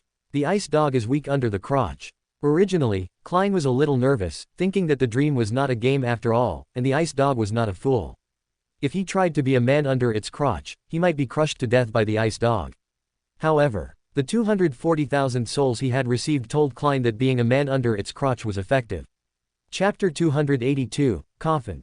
Facing the question raised by Miss Justice, the Tarot Club fell silent for a moment. Sun and Magician haven't even defeated Gouda yet, while Judgment and the Moon, just like them, had only recently defeated Gouda. As for Hanged Man and the Hermit, although their progress was slightly faster than the Moon, they still couldn't clear the Ice Dog. Perhaps the only one with hope of clearing is Mr. World. But the Hermit felt the possibility wasn't high. After all, they had spent quite some time in the God War ruins before, and Mr. World, like her, had only recently left there. In just 1 week, no matter how fast, it's unlikely he could figure out a way to defeat the Ice Dog in such a short time, right? As for Lover, no one doubted that with his strength, he could easily kill the Ice Dog, but his combat process would predictably be an overwhelming instant kill, offering almost no reference value for the other members of the Tarot Club who are only sequence 6 and sequence 5. Even Justice Audrey thought the same way in her heart. She knew more than others, for instance, that the so-called dream was actually imitating a part of Ember's past experiences. His own understanding of Bordeaux of the Cold Valley was definitely above any of theirs. But with Ember's strength, capable of easily killing George III, a sequence 1 King of Angels, weaknesses were simply not important. Mr. World said hoarsely, I can ask Mr. Fool to replay my combat process. Do you need it? Justice politely asked. Mr. World, what price do I need to pay? 100 pounds. Klein thought for a moment and gave a price that was neither high nor low. The time with Gouda was free, so giving it away for free again would be a bit unreasonable. But this time, Thea skipping class technique is a bit simple, so charging too much wouldn't be right either. Justice Audrey's heart stirred slightly, and she inquired, "Mr. World, I will pay you £1,000. Can you show the replayed combat process to the others?" Mr. World said hoarsely. Yes. Seeing that both parties had reached an agreement, Mr. Fool materialized Mr. World's combat scene in the dream world, just as before. However, after the members of the Tarot Club finished watching Mr. World's combat process, they all fell into silence without exception. For no other reason, only because the combat process was truly too simple. As soon as the two sides met, Mr. World immediately rolled and burrowed under Bordeaux's body, then began to attack frantically. In the minds of normal people, when facing an enemy with a huge, oppressive physique, rashly getting close is definitely seeking death, and actively running under the opponent's body is even more so. But in Mr. World's combat replay, they could clearly see the wisdom of Mr. World's actions. Although Bordeaux was massive and oppressive, he didn't seem to have an attack method where he would directly press his entire body down. And most importantly, Mr. World was not fighting alone. Before he and Bordeaux began to engage, a white knight had already stepped onto the battlefield first and started a duel with Bordeaux. And it was precisely because this person attracted Bordeaux's attacks that Mr. World, who had been staying under Bordeaux's body, could remain unharmed. During the combat process, although Bordeaux's moves were varied, they could roughly be categorized into a few types. Single hand slam, side sweep from hand to hammer side, two-hand slam, forward slam with the left hand, drag on the ground and lift, direct thrust, running slam. Among these, except for the side sweep, almost most attacks could not threaten Mr. World, who was located under Bordeaux's body. Although Bordeaux would also step back, exposing Mr. World who was under him, and simultaneously slam down hard with the giant hammer in his hand. But every time Bordeaux retreated, Mr. World was already prepared and almost simultaneously rolled to chase after him, keeping himself always under Bordeaux's body. Moreover, just like when fighting Gouda, Mr. World only slashed once almost every time. And each time, he would first clearly observe Bordeaux's move pattern before deciding whether to attack or roll. Although it looked like it wasn't doing much, like giving Bordeaux a pedicure. But it was precisely based on such caution that Mr. World was able to easily enter the second phase. The second phase Bordeaux was obviously more terrifying, and the method of attacking from under his body was clearly no longer effective. Because the second phase Bordeaux would use the dog carriage charge. That summoned white knight died because he couldn't dodge in time and was hit by Bordeaux's triple dog carriage charge. Therefore, in the second phase, it was almost a solo performance by Mr. World. And in this phase, the combat process was also simple and brutal. Although the method of attacking from under the body didn't work, one could still attack from behind. Furthermore, the method of getting behind could effectively avoid Bordeaux's dog carriage charge. When they saw Bordeaux's massive figure fall to the ground and dissipate with a boom, the Tarot Club instantly fell silent. This was undoubtedly a clean and decisive battle. Mr. World had grasped Bordeaux's weaknesses perfectly. The only problem was that the combat process wasn't that, well, glorious. Of course, the members of the Tarot Club were not ordinary people, they didn't actually care whether the combat method was glorious or not. Moreover, judging from Mr. World's combat process, they could easily replicate it even without using Deander abilities. £100 was definitely worth it. The moon asked hesitantly. Mr. World, who was that white knight? Everyone in the dream world was in a separate dream. He had confirmed this point. The entire process could only be done by oneself. But why could Mr. World cooperate with others? Could there be some technique he didn't know about? Mr. World had expected this and said, "That was Knight Albert, the lion. You can find his white summon sign on the stairs above the room before Bordeaux." The world in the dream is fragmented, and everyone is in different time spaces. Although the disordered time spaces occasionally overlap, most of the time they are separated from each other. But even so, one can still be summoned by people from other time spaces by using white sign soapstone to draw a white sign in the same location. After a pause, Mr. World continued. You can learn this information in the room opposite Bordeaux from Emma, the High Priestess of Lothric. The moon seemed to understand. He had just cleared Gouda. He hadn't even reached the high wall of Lothric, so he naturally knew nothing about these subsequent matters. Wait a minute, if white sign soapstone allows others to summon oneself, doesn't that mean they can also cooperate in the dream world? The moon asked with some hesitation. The white sign soapstone you mentioned, is it the kind that can be bought from the handmaid in the Firelink shrine? That's right. Mr. World nodded slightly. Items in the handmaid's shop show detailed descriptions upon purchase. But the price was not cheap. The price of 80,000 was enough to make people shrink back. Those who couldn't defeat Gouda were not qualified to buy it, and those who could defeat Gouda would prioritize using souls to digest their potion rather than buying an item that seemed useless and was ridiculously expensive. But in fact, although White Sign Soapstone was expensive, it was definitely one of the most practical items in the dream world. After all, this was the only designated online item. Many bosses that couldn't be defeated alone might become exceptionally easy when playing online with others. Moreover, for the summoned person, there were also benefits. Because a boss could originally only be fought once, but when summoned, one could fight it again and gain an additional portion of souls. Of course, Klein hadn't experimented yet and wasn't sure how many souls the summoned person could gain. If it's the same as in the game, where one gets an equal amount of souls, then collecting souls should become much easier. Klein didn't hide it but controlled Mr. World to inform the others of his guess. Son, Derek was the first to raise his hand and ask. Then can I summon you, Mr. World? He hadn't even passed Gouda yet and couldn't afford the White Sign Soapstone. But only the person drawing the sign needs to buy the White Sign Soapstone. Mr. World said, you can only see summoned signs when in the Lord of Cinder state. And to become a Lord of Cinder, you can only do so by defeating powerful enemies or by using Soul Ember. For the first enemy, the Udex Gundyr, I suggest you rely on yourself. Sun wasn't discouraged but nodded thoughtfully. The free discussion lasted for quite a while, until son Derek finished learning this week's ancient Hermes language words, only then did everything completely end. After watching Miss Justice and the others leave, Klein turned his gaze to the Antigonus family notebook on the table. He knew there were traps inside, and the hornachus, flagra, that had been lingering in his ears was the best proof. But for Beyonders of the Seer pathway, it also held unparalleled attraction. The same was true for Klein. Even if he knew there were traps inside, he had to understand the content as much as possible. After all, the potion formulas recorded in this notebook only went up to Bizarro Sorcerer at most. To get higher level potion formulas, one had to go to the main peak of the Honachus Mountains or find the Mad Zeratwal. And Klein faintly had a premonition that these two options were actually no different. Just as he saw in his divination, fate would make everything converge at the main peak of the Honachus Mountains. And before that, it was undoubtedly necessary to understand as much information related to the Honachus Mountains as possible. Just then, layers upon layers of illusory prayers suddenly sounded in Klein's ears. Klein's expression shifted slightly. The deep red star corresponding to Hanged Man was constantly expanding and contracting. As expected, Klein leaned back in his chair and extended his spirituality. Hanged Man's voice suddenly became clear. Respected Mr. Fool, please inform Mr. World to meet at Shangshuyi Bar, at 7 o'clock tonight.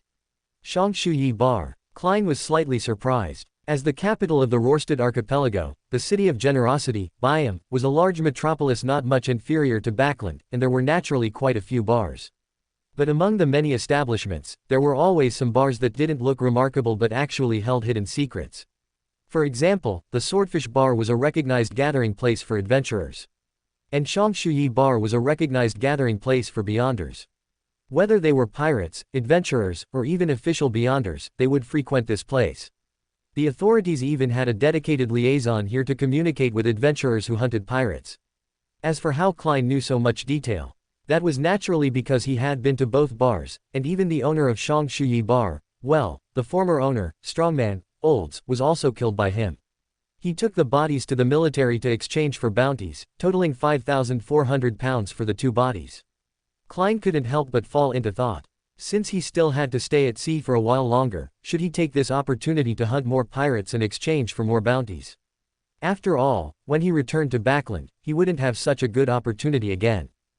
Crack. Inside the church, Medici looked up at the ceiling. Within his line of sight, figures were hanging one after another in midair. They all looked like smoked meat being air-dried, hanging from high places, heads lowered, eyes rolled back, swaying. Whoosh! A cold wind swept through the church, and the figures and corpses hanging in midair simultaneously turned to face the Black Knight who had intruded into the church. Their collars seemed connected to ropes, their heads still hung low, swaying like wind chimes, their mouths opening to emit sounds that were almost gibberish.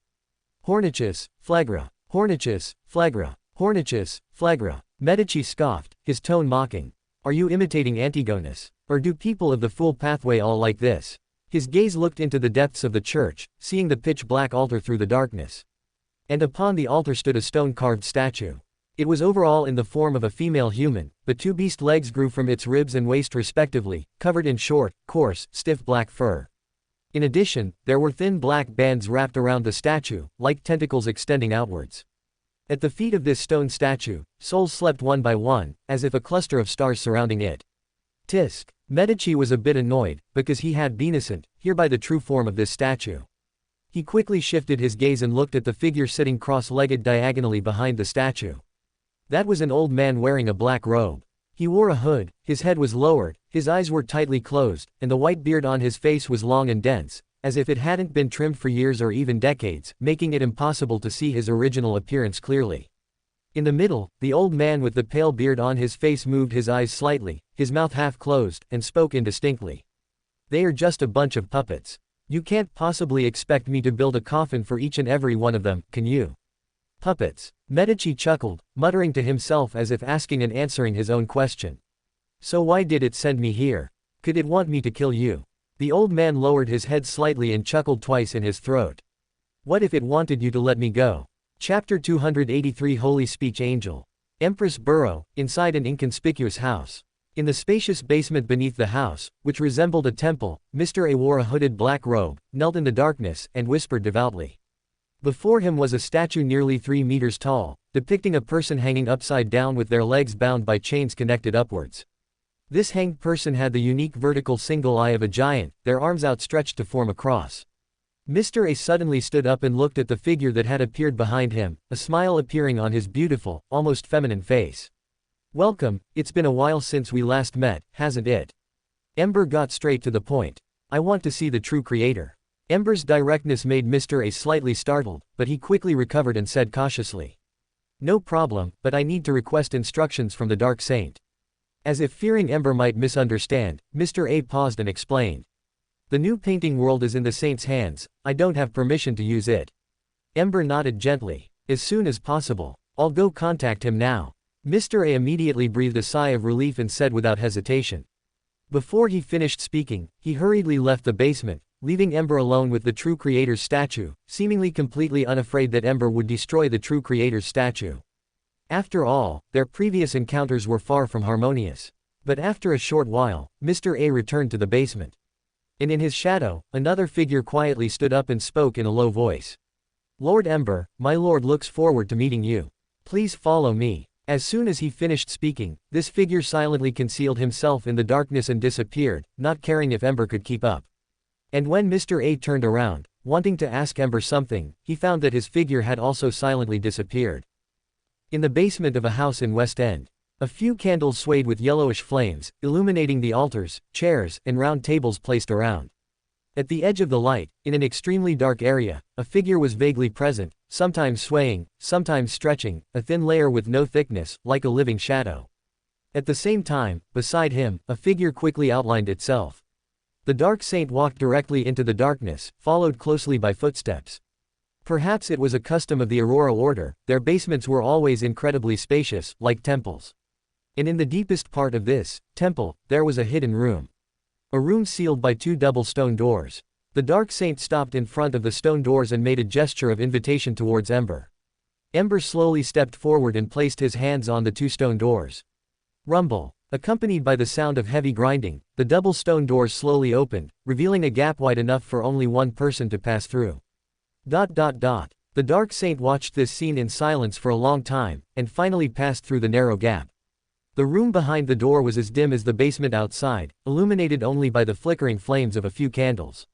Under the dim light, rows of long seats were illuminated, looking like a prayer hall prepared for praying believers.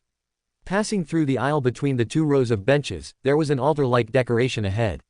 But above the altar, instead of being inlaid with a holy emblem like in the 7 gods' churches, there was a painting hanging on the wall. It was a corner of the painting world, a part split from the original painting. And the main body of the painting world was clearly not on the North Continent, but in the forsaken land of the gods. The Dark Saint stopped again, stood aside, and quietly watched Ember. Ember went past the altar and walked to the painting. And the moment he reached out and touched the painting, a flashing white light instantly enveloped him. Amidst the flashing white light, the world shuttled before his eyes. When he regained his senses, Ember had already appeared halfway up the mountain. Countless tiny black and red blood vessels extended from the fungal mat, spreading towards the mountaintop like ivy. The further down, the denser and thicker the blood vessels were, and the stickier the fungal mat became. Looking down from a high vantage point, the foot of the mountain was a bloody hell where endless fungal mats were intertwined, everything in sight was a bloody color. Layers upon layers of blood vessels were densely piled together, naturally triggering discomfort deep within people, making them feel nauseous. Conversely, the further up, the sparser and thinner the blood vessels were, shattering with a single step. Up near the mountaintop, the blood vessels finally stopped spreading upwards. Lush green forest came into view, full of vitality. But at the same time, this patch of green was the only beautiful sight in this bloody hell. It wasn't Ember's first time visiting this painting world. Familiar with the way, he walked directly towards the mountaintop. In the lush green forest, there was a village, where the sounds of children playing and bustling human voices could be heard from time to time. And when Ember came last time, there wasn't a single person here. And just as he was about to continue towards the temple on the mountaintop, a clear voice called out to him. "Big brother." Ember turned his head. A delicate and lovely little girl was running towards him with a pinwheel. The little girl arrived in front of Ember, panting, and handed the pinwheel in her hand to Ember, her dark eyes sparkling. "This is for you. Thank you." Ember was silent for a moment, took the pinwheel, and thanked her softly. "You're welcome." The little girl's eyes curved into crescent moons, and she asked curiously. "Big brother, are you a pilgrim?" "A pilgrim? The little girl's eyes lit up, and she said excitedly. "Grandma says pilgrims all come from very far away. They cross hell to get here, just to go to the mountaintop and see the Lord once. When I grow up, I want to become a pilgrim too." Ember looked at the little girl's innocent and lovely appearance and advised her. "It's best not to." "Huh." The little girl blinked and was stunned for a while, not reacting. During this time, Ember had already left and continued towards the mountaintop. The true creator was the creator once believed in by the city of Silver, which is the ancient sun god. In the period when the true creator was just born, even though his strength had been greatly weakened. But relying on his alliance with Black Emperor Solomon, he was still the orthodox belief on the North Continent. However, the good times didn't last long. He soon lost in the struggle against the seven gods' churches, and his main body was sealed in the forsaken land of the gods. And according to ancient legends, at some point in the fourth epoch, the world serpent, Ouroboros led a group of devout pilgrims or remaining true creator believers, pursued by many powerful enemies, and embarked on a pilgrimage by ship after much struggle. For certain reasons, he abandoned the ships and, relying on the help of the true creator, or his own power, directly parted the sea, leading the devout through the god war ruins to enter the forsaken land of the gods, preserving the embers of organizations like the Rose Redemption and Aurora Order. In the forsaken land of the gods, they crossed barren plains and built temples along the pilgrimage route, the kind later discovered by the exploration team that Sun was in. And it's important to know that up until before the fifth epoch, he was still one of the orthodox beliefs on the North Continent, and his believers must have been numerous. Even if the true creator was an evil god, he would not treat his devout believers as consumables. After all, even from a purely self-interested perspective, both righteous gods and evil gods need a large number of believers as anchors. No god would casually abandon their believers. So the question arises, where did those devout believers who followed the true creator to the forsaken land of the gods in the legends go? If they were in the forsaken land of the gods, why would the temples they built become dilapidated? Did the true creator not provide protection for his believers? The city of Silver could barely survive in the forsaken land of the gods with just a few demigods. There's no reason why the true creator, a dignified god, would be unable to protect his believers. But from a factual analysis, there were indeed no traces of these pilgrims found in the forsaken land of the gods. So, were these people living in the painting world? Theoretically, it is indeed possible. As a complete world, the painting world could fully support millions of people. The painting world of the Steam Church is the best example. But the painting world owned by the true creator doesn't look like a suitable type for survival no matter how you look at it. The large-scale corruption has made this world almost worthless. Relying solely on that small patch of forest on the mountaintop, it would be difficult to even support 1,000 people. While contemplating, Ember had unknowingly arrived at the temple at the end of the mountaintop. Just like last time, the temple was magnificent and vast, but still incredibly empty. Only this time was different from the last, because there was someone waiting to greet Ember at the temple entrance. That was a tall old man. He was nearly 2 meters 30 tall, with a slightly bowed back, completely white hair, wrinkles at the corners of his eyes, and scars around his mouth. He wore a dark black clerical robe and was a rather elderly pastor or bishop. He bowed slightly. "Welcome, Lord Ember, my lord has been waiting here for a long time." "Who are you?" The hunched cleric still bowed, but his voice became somewhat resonant. I am the attendant beside the Lord's throne, holy speech angel, Stiver. As he spoke, the old man's figure suddenly expanded to 4 meters tall, and behind him, patches of dark, illusory feathers appeared. They intertwined with light and shadow, weaving into 4 pairs of deep but sacred wings. Ember calmly watched the giant in front of him and said lightly, "Lead the way." Stiver bowed respectfully and entered the temple with heavy steps. Both sides of the temple were covered with numerous statues, all in the image of giants with vertical single eyes. And at the end of the temple, a huge inverted cross was as tall as the 100-meter-high temple.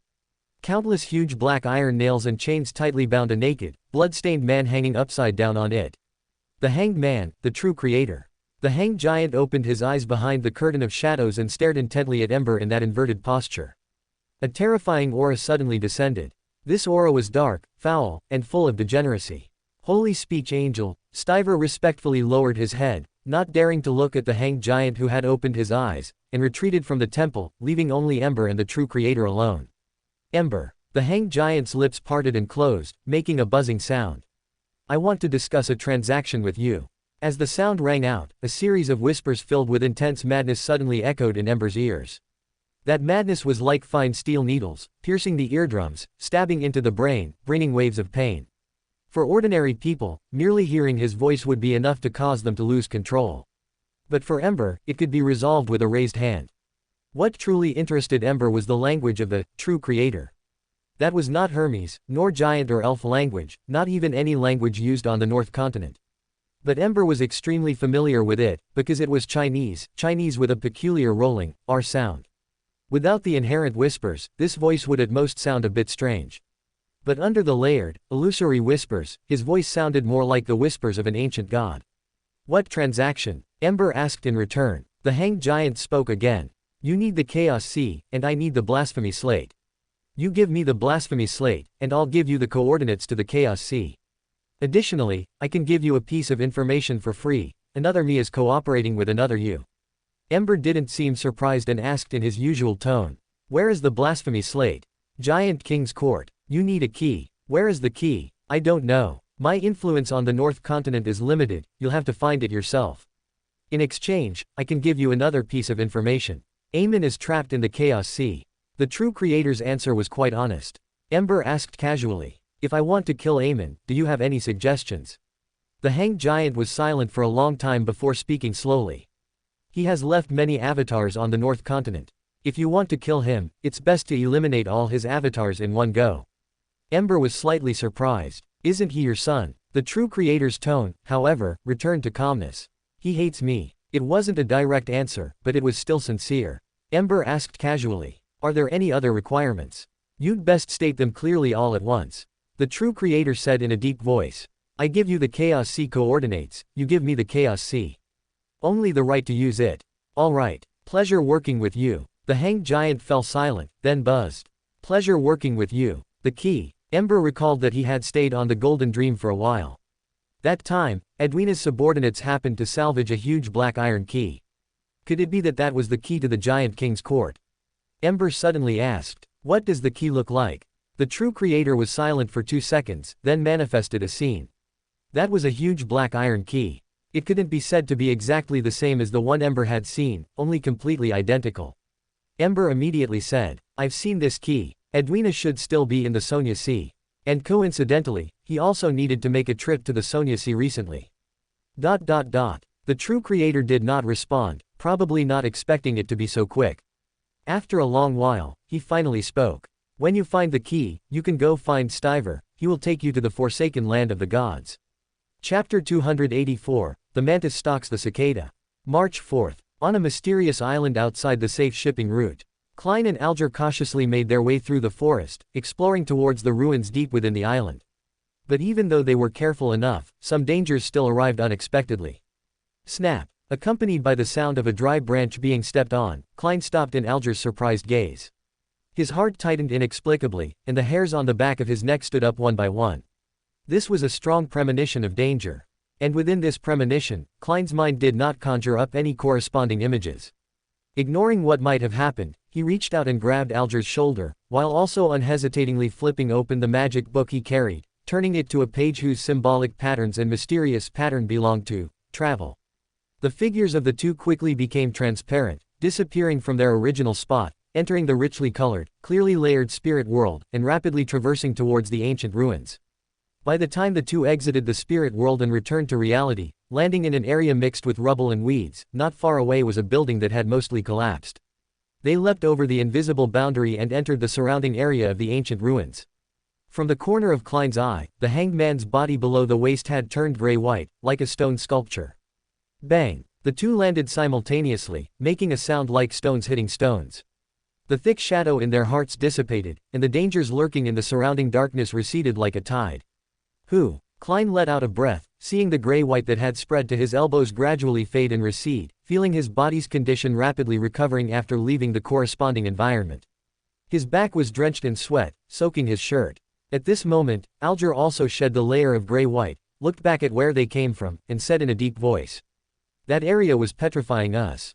I've been here a few times, but I've never encountered such danger before."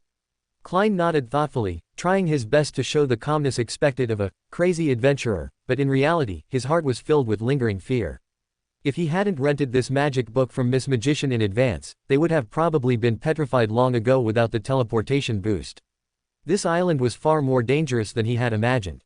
Deep down, Klein even felt a slight regret, but he didn't want to leave just like that.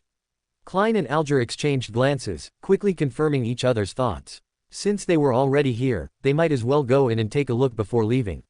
The two quickly followed the gray-white stone steps with exaggerated heights and arrived at the entrance, seeing the remaining classical stone columns and concentric multi-layered arches inside. Numerous murals were carved on the walls of the ruins, most of which were related to the ancient sun god. Just as Alger said, this ruin was like a church of the ancient sun god. But why would such a church appear on a deserted small island? It couldn't be that the Beander creatures outside believed in the ancient sun god, could it? The two delved deeper, passing through the ruins and descending to the underground area via the steps at the end of the hall. In the underground area, they discovered even more murals, as well as a large number of stone statues with twisted faces, filled with pain and despair. They were once living beings, including humans, elves, and giants, but without exception, they were petrified. However, judging from the petrified area, it was still a long distance from this ruin. This meant that either the owner of that petrified area once resided in this ruin, or these stone statues were moved here artificially after being petrified. Klein was more inclined towards the latter, as the placement of these stone statues was clearly deliberate. He didn't think these people would specifically find a good spot before being petrified. But who would deliberately do such a thing? Are there other people living on the island? Or are there really Beander creatures who believe in the ancient sun god? Klein was filled with confusion, but before he could think further, he suddenly heard a muffled sound approaching from a distance. Thump, thump, thump. The ground trembled slightly, becoming more and more noticeable, and then, Klein saw a figure nearly 4 meters tall walk out from the front. It was also entirely gray-white, with scale-like patterns carved on its surface, goat horns on its head, and a mouth like a hound, revealing fangs as it was half open. What was most striking about it was its pair of red glowing eyes and 6 pairs of gray-white webbed wings. The two held their breath almost simultaneously, and the 6-winged gargoyle also seemed not to have noticed them, traversing the passage sideways. Who? Klein quietly let out a sigh of relief, loosening his grip on the magic book in his right hand, but his left hand still tightly held a purple stone. The two continued forward, with numerous murals carved on the walls on both sides. Although most were already severely damaged, they still occasionally recounted the greatness and holiness of the ancient sun god. Finally, they reached the end of the passage, arriving at an underground burial chamber. Klein did not risk himself, but instead controlled his puppet to explore forward.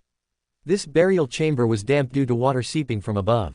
It was divided into left and right sections, each containing 12 gray-white, dark stone coffins. In the center was an empty circular area, and the corresponding ground seemed to have a beautifully intricate painting, the Last Supper. Klein's heart rate suddenly quickened, the thumping sound so intense that he could hear it himself. That was the scene of the eternal blazing sun, the Lord of Storms, and the God of Knowledge and Wisdom dividing and eating the ancient sun god. That was the scene where the ancient creator successfully used the Rose Redemption to kill himself, but was tragically betrayed by his angels. Alger lowered his voice and asked, "What's wrong?" Klein silently pointed to the circular area ahead. "See for yourself." Alger was somewhat suspicious, but he trusted that Mr. World would not harm him. So he looked cautiously and curiously, and then, he was so terrified he wished he could gouge out his own eyes. Alger didn't dare to look any further, turned around, looked at Gehrman Sparrow, and asked with a trembling voice. Are those 3 kings of angels? Klein fell silent. After confirming that viewing this scene did not result in divine punishment, he had already let his puppet continue observing.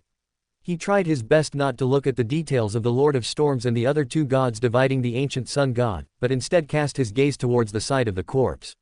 There was a large oil painting placed there, depicting a small lowly with white hair dragging on the ground sitting on a high stool, painting by herself. Beside her was a nun holding a scythe and wearing a cloak, guarding her. Miss and Sister Fried. Klein recognized the identities of the 2 almost at first glance and finally confirmed the source of those painting worlds. Just as the original world used the blood of darkness as pigment, the other painting worlds in this world also used the blood of the ancient sun god as pigment. Of course, Klein also understood that this painting was more of an allegory. The scene at the time definitely wouldn't have been like in the painting, where the Lord of Storms and the other 2 gods directly pounced on the ancient sun god's corpse to eat. After all, what they were vying for should have been the gold coins dropped by the ancient sun god, which were the uniqueness and sequence 1 Deander characteristics of pathways like storm and sun. But it must be admitted that this kind of scene full of allegory was more impactful. Just then, the 2 suddenly heard a sharp scraping sound. It was like someone was scratching the lid inside a stone coffin with their fingernails. No, it wasn't like it, that's exactly what it was. Scrape, scratch, z's. 3 stone coffins on the left and right sides emitted sharp, piercing scraping sounds, and then, the heavy gray-white coffin lids were either lifted or directly exploded, and 3 twisted figures stood up. Klein and Alger's bodies tensed simultaneously. Use the gravity stone, Klein reminded in a low voice, while unhesitatingly throwing the purple stone he held in his left hand. Alger also reacted, quickly pulled out a similar-looking stone, and threw it towards the 3 figures. Plop! The stone plopped onto the ground, rolled a bit, and stopped in front of the stone coffin. It seemed to have no effect, but surging purple electricity extended from the ground like countless twisted tentacles, making sizzling sounds as if something was about to burst out of the earth. And at the same time, the 3 twisted figures happened to walk within the coverage area of the gravity stone. Bang! Countless sharp stone pillars protruded from the ground along the twisted purple electricity, piercing the 3 twisted figures directly like sharp spears. Dead. Alger looked at the 3 figures, hanging on the stone pillars, his expression somewhat surprised and uncertain. The stone in his hand was a small item, purchased from Mr. Lover. Although it couldn't bring people back to life like the sacrifice ring, according to Mr. Lover, this stone had powerful lethality. And looking at it now, wasn't it indeed powerfully lethal? Produced by Ember, it must be a quality product. Klein also had lingering fears. Fortunately, he had made full preparations before coming. He not only rented Lemonou's travel notes from Miss Magician but also got a batch of items from Ember. They were expensive, but they were truly effective. And it was a bit of a waste, those 3 deceased just now. If they could have been gathered together, 1 gravity stone would have been enough. While thinking, Klein's expression suddenly changed. Because he heard the sharp, scraping sound again. And at the same time, a heavy running sound came from the passage behind. It was that gargoyle. Alger almost held his breath, quickly asking, "How many gravity stones do you have left?" Klein and Alger stood back to back, saying in a deep voice, "2 left, what about you?" Alger was silent for a long time, then said quietly, "I only had the 1 just now." A gravity stone costing 1,000 pounds each was not cheap. He had only bought 1 to try it out. In fact, he didn't quite believe in the effect of this kind of single-use item and didn't want to spend too much money. Klein almost held his breath. Although the 3 deceased had been dealt with, there were still 9 climbing out of the coffins now. Plus the gargoyle blocking the way, 2 gravity stones weren't quite enough. Klein quickly said, "You go hold back the gargoyle, leave these deceased to me." Okay. Alger was silent for a moment, took a deep breath, and walked towards the passage. He was already a Sequence 5 ocean songster. Even if he couldn't kill that gargoyle, holding it back for a while was definitely possible. Watching Alger leave, Klein looked at the deceased surrounding him from all directions, feeling his scalp tingle. Nothing else, mainly because the appearance of these deceased was too horrifying. Some had faces rotten and pitted, with 1 deep, dark eye growing on their necks, foreheads, and the backs of their hands. Some were covered with a layer of green pus, and the spreading mist emitted an inexplicable stench. Others had slippery, thick, scale-embedded tentacles drilling out from under their pants. These grotesque deceased, each and every one, had strength comparable to Sequence 5. Who? Klein took a deep breath, put his left hand holding Lemonou's travel notes into his pocket, broke through the wall of spirituality, and with just 2 fingers, pulled out the Azak copper whistle. The power of the gravity stone was evident, capable of instantly killing a sequence 5 Beander. The only problem was that these deceased were too scattered. And at times like this, you often needed to gather the monsters. While Klein and Alger were engaged in a bitter struggle, deep within the church, a father was calmly watching all of this. He wore an unusually simple white robe, with a silver cross pendant hanging on his chest. He had a light gold beard that covered the lower half of his face, eyes as clear and innocent as a child's, and a gentle and reserved expression. He was waiting for Klein to throw out the Azak copper whistle, waiting for those deceased to be gathered in one place due to the whistle's attraction. Waiting for the gravity stone to activate, for countless sharp stone pillars to protrude from the ground, piercing their bodies. Waiting for Klein and Alger to work together to defeat the 6-winged gargoyle. Waiting for them to discover that tyrant card.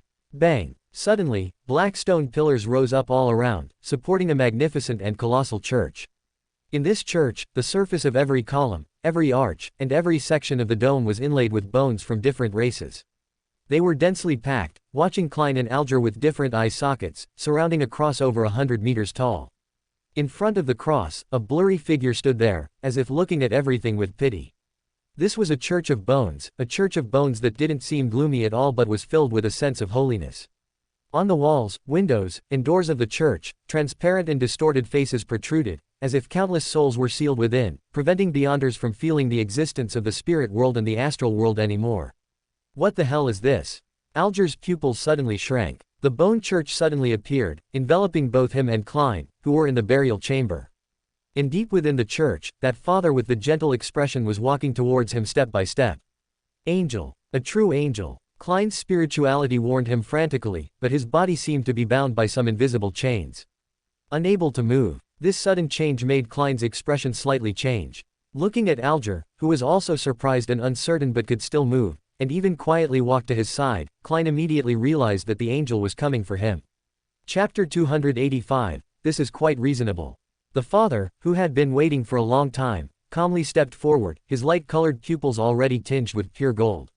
He indifferently swept his gaze across the 2 people in the church hall who were filled with terror, and approached them step by step. He didn't want to expose himself this early, but he had no choice, the situation no longer allowed him to remain dormant. What should we do? Quick, think about what we should do now. Klein looked at the father calmly walking towards them and couldn't help but feel his scalp tingle. This was a genuine angel, and an angel connected to the Twilight Hermit Order. Undoubtedly, the other party's attitude wouldn't be too friendly. His exploration this time was no different from walking into a trap. Even though Klein was still trying hard to find a way to save himself. But under these circumstances, he could only sadly realize that there was nothing he could do. He had left behind some contingencies, whether it was Miss Messenger or Mr. Azak, Klein had a way to summon them immediately. The presence of 2 angels was enough to ensure his safety. But no matter which one he summoned, he would need to use a medium. And now, being immobilized and unable to move, he couldn't even use the medium for these contingencies. But to deal with an angel, he could only rely on another angel. But where could he find another angel now? He couldn't possibly hope for an angel to descend from the sky and just happen to be hostile to that father opposite him, could he? Just then, rays of light shone in from the stained glass windows high up in the bone church, transforming into layers of illusory, pure wings. Beneath the covering wings, a figure with long silver hair was outlined in a half-kneeling prayer posture. He wore a simple linen robe, his face beautiful and features gentle. Ouroboros. The gentle father calmly watched him. Ouroboros' arrival was completely beyond his expectation. He shouldn't have appeared here, and certainly not at this time. Ouroboros didn't respond. His indifferent eyes were briefly unfocused, then immediately reflected the image of that gentle father.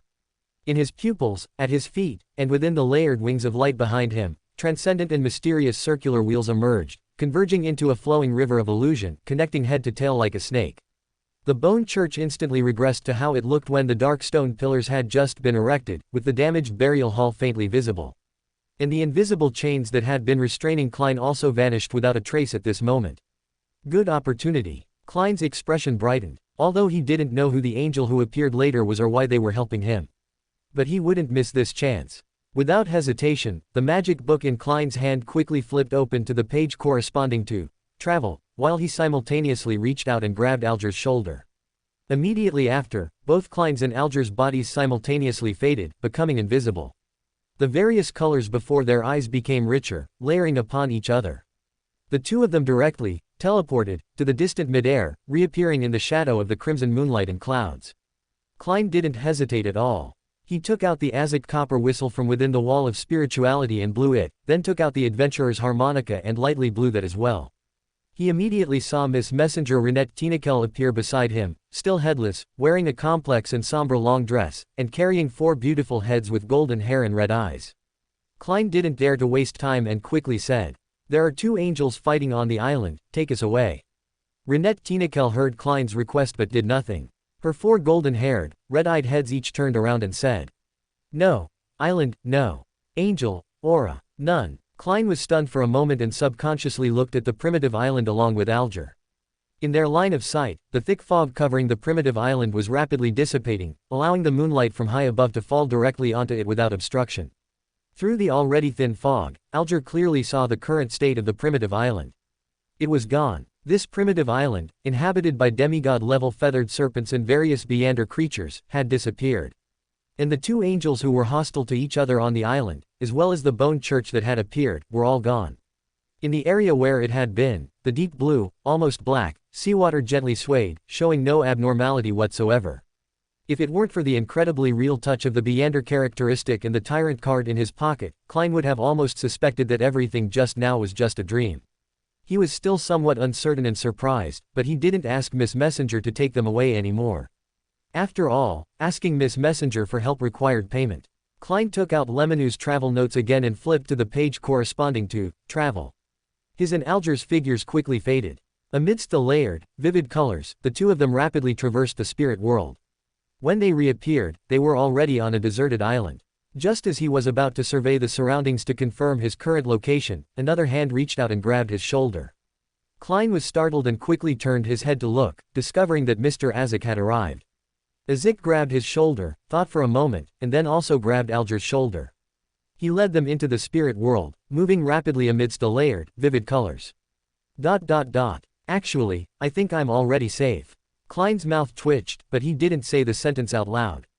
On an unnamed deserted island, the figures of the 3 quickly outlined themselves at the edge of the beach. Just as Klein was about to speak, Azek, dressed in a formal suit, wearing a top hat, and with a bronzed complexion, suddenly had his brown eyes deepen, as if connected to a dead, dark world. With a grab in the air with his right hand, a ball of light was forcibly pulled out from within Klein's body. Klein only felt a needle-like pain in his head, and immediately after, he saw that ball of light transform into a radiant cross in Mr. Azek's hand. Klein's eyes narrowed instantly, but Azek just gently squeezed, and that cross disappeared, seemingly becoming food for the dead world in his eyes. This. Klein was somewhat uncertain and surprised. Mr. Azek, with gentle features, spoke. "This is an anchor point that Angel set on you.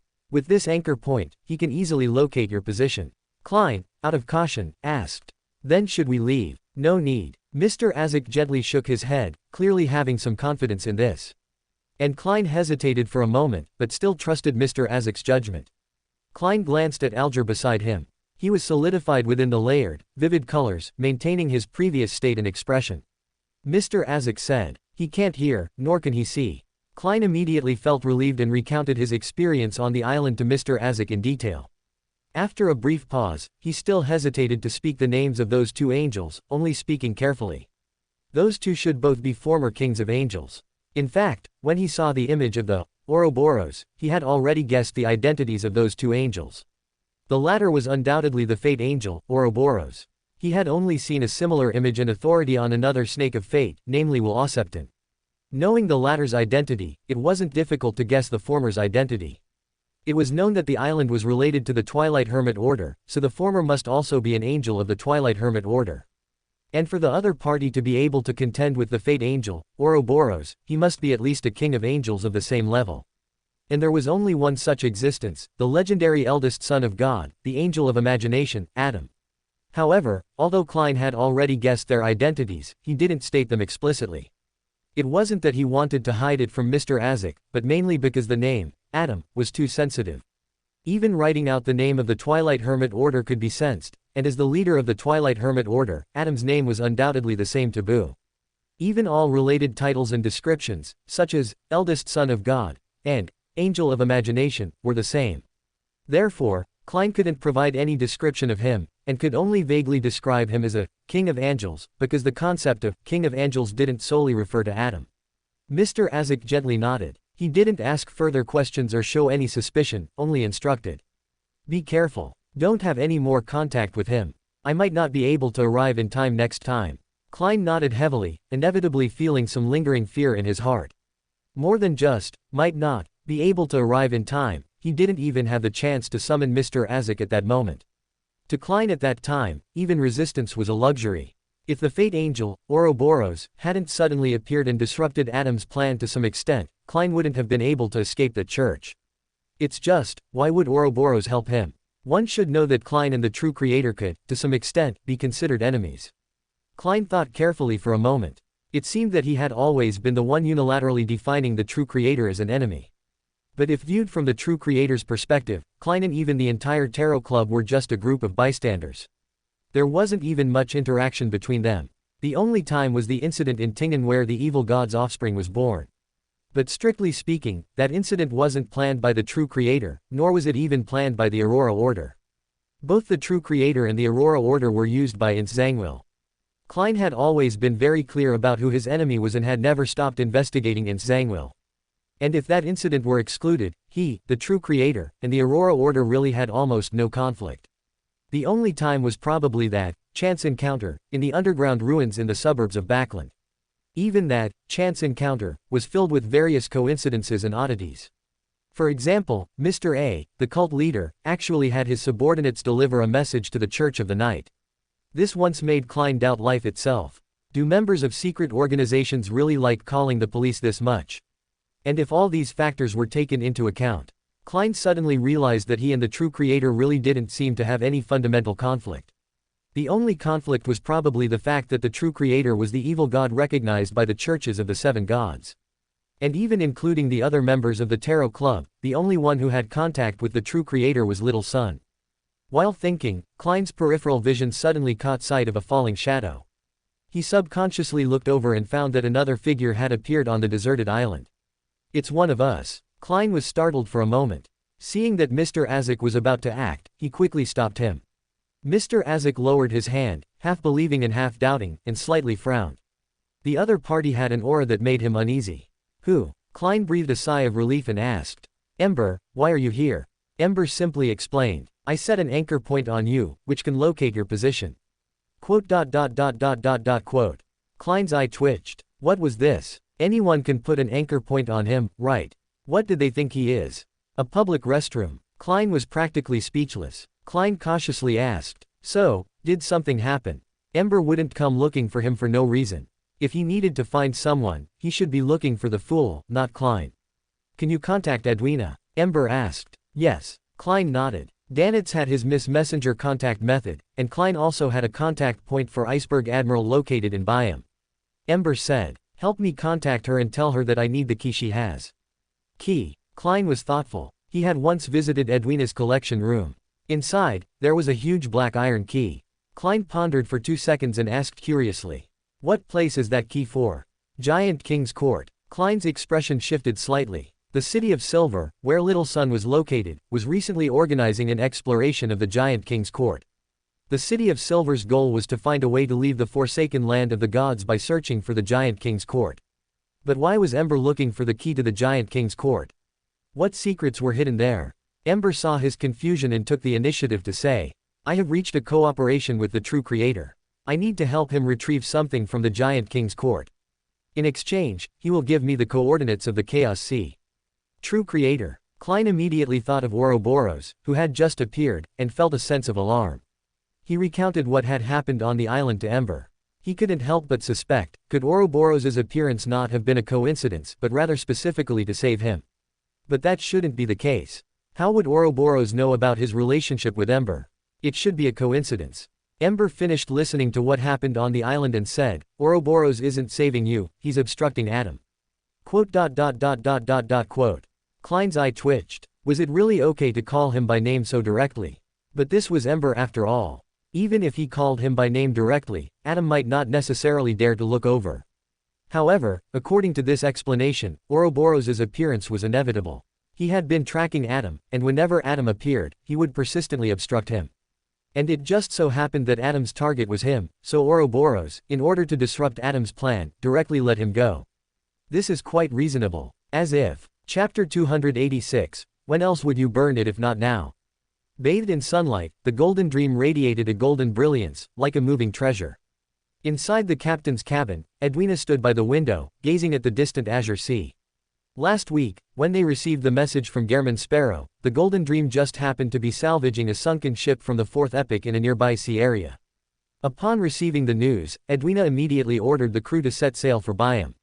After several days of sailing, the Golden Dream had now entered the Rorstad Archipelago sea area. If nothing unexpected happened, they would arrive at Byam within 3 hours. Of course, given that Byam is the capital of the Rorstad Archipelago, the Storm Church and the military each had a demigod stationed there. Therefore, the Iceberg Admiral, one of the pirate admirals, would certainly not go directly to Byam, as that would be akin to walking into a trap. Their agreed meeting point was the sea area near Zemim Island. The Golden Dream would not dock, but instead, Gehrman Sparrow would find a private boat to meet them in the nearby sea area. Suddenly, there was a commotion on the deck. Edwina's light blue eyes flickered slightly. She cautiously pushed open the captain's cabin door and walked onto the deck. Meanwhile, the numerous pirate sailors on the deck were surrounding an outsider. Danitz was also part of the crowd, asking with a suspicious look. "How did you get on board?"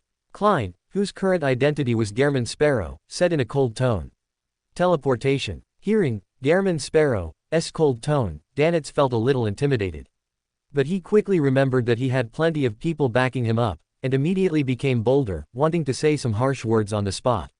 "Disperse." The sound of long boots stepping on the wooden planks entered everyone's ears at the same time as the woman's clear, cold voice.